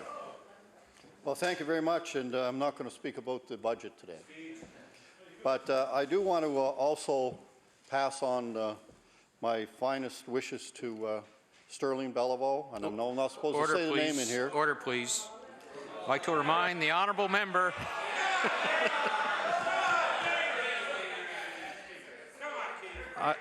I believe the chair has been challenged, but we'll move on. The honourable member for Agriculture and Fisheries and Aquaculture. I apologize, Mr. Speaker, and indeed I thought it was appropriate in this case. Being a former Minister of Fisheries, and you did a great job in that role, and also Sterling, the honourable member, I'll get it right this time. The honourable member I've known for years and years, and he did very well representing the communities and the fishing industry. And when I was Fisheries Minister years ago, he was in that field and did a great job representing the fishing industry and the fishermen in this province. I want to personally thank you for doing that, and I know the industry does too. And it's very special to have you here in the legislature, and it's sad when you see someone go that has in their heart things that you have to help the industry and help the province of Nova Scotia. So I know whatever you do in the future, that you'll do it very well. And it's been an honor and a pleasure for me to know you. And my colleagues say the same thing about you. You conduct yourself very well here, as you always have in your life. And congratulations on retirement. I should have done the same thing maybe, but I'm still a long ways away from that. But it's wonderful to work here, and it's wonderful to have people with your character and determination to do things to set in this House. Again, thank you, Sterling, Mr. Honourable Member, and we'll be good friends for many years to come. Thank you. The Honourable Member for Chester St. Margaret's. Thank you very much, Mr. Speaker, and thank you very much for those kind words from the Minister of Fisheries. And certainly my colleague here from Shelburne, Queens, deserves the recognition. And I would like to say on behalf of the NDP caucus, and I know from his constituents, that we want to thank him for all that he has given. And I can tell you my experience with this gentleman, and he is a gentleman. I can tell you that. It has been a great experience for me to watch him and be a mentor to me, Mr. Speaker. And I know during one of the most stressful situations in the House, when we were trying to tire out the government by continuing and ringing the bells. I had such a grand time being the whip at that time, and I could just ring the bells as long as I wanted to. What power, hey? And Sterling wrote me this fabulous note that I will have forever, and I'm going to get it laminated, and it said, "Stay focused." And so I would like to offer that piece of advice to everyone here, because we do know that we're on the eve of an election. And I think that that was most incredible advice for all of us, is to stay focused on the job that needs to be done. And I know that the words that I have today are not enough to say the appreciation that we have for this fine gentleman and what he has offered to Nova Scotia and has offered to us as a caucus. So I would like to say thank you, Sterling. I will stay focused, and we love you.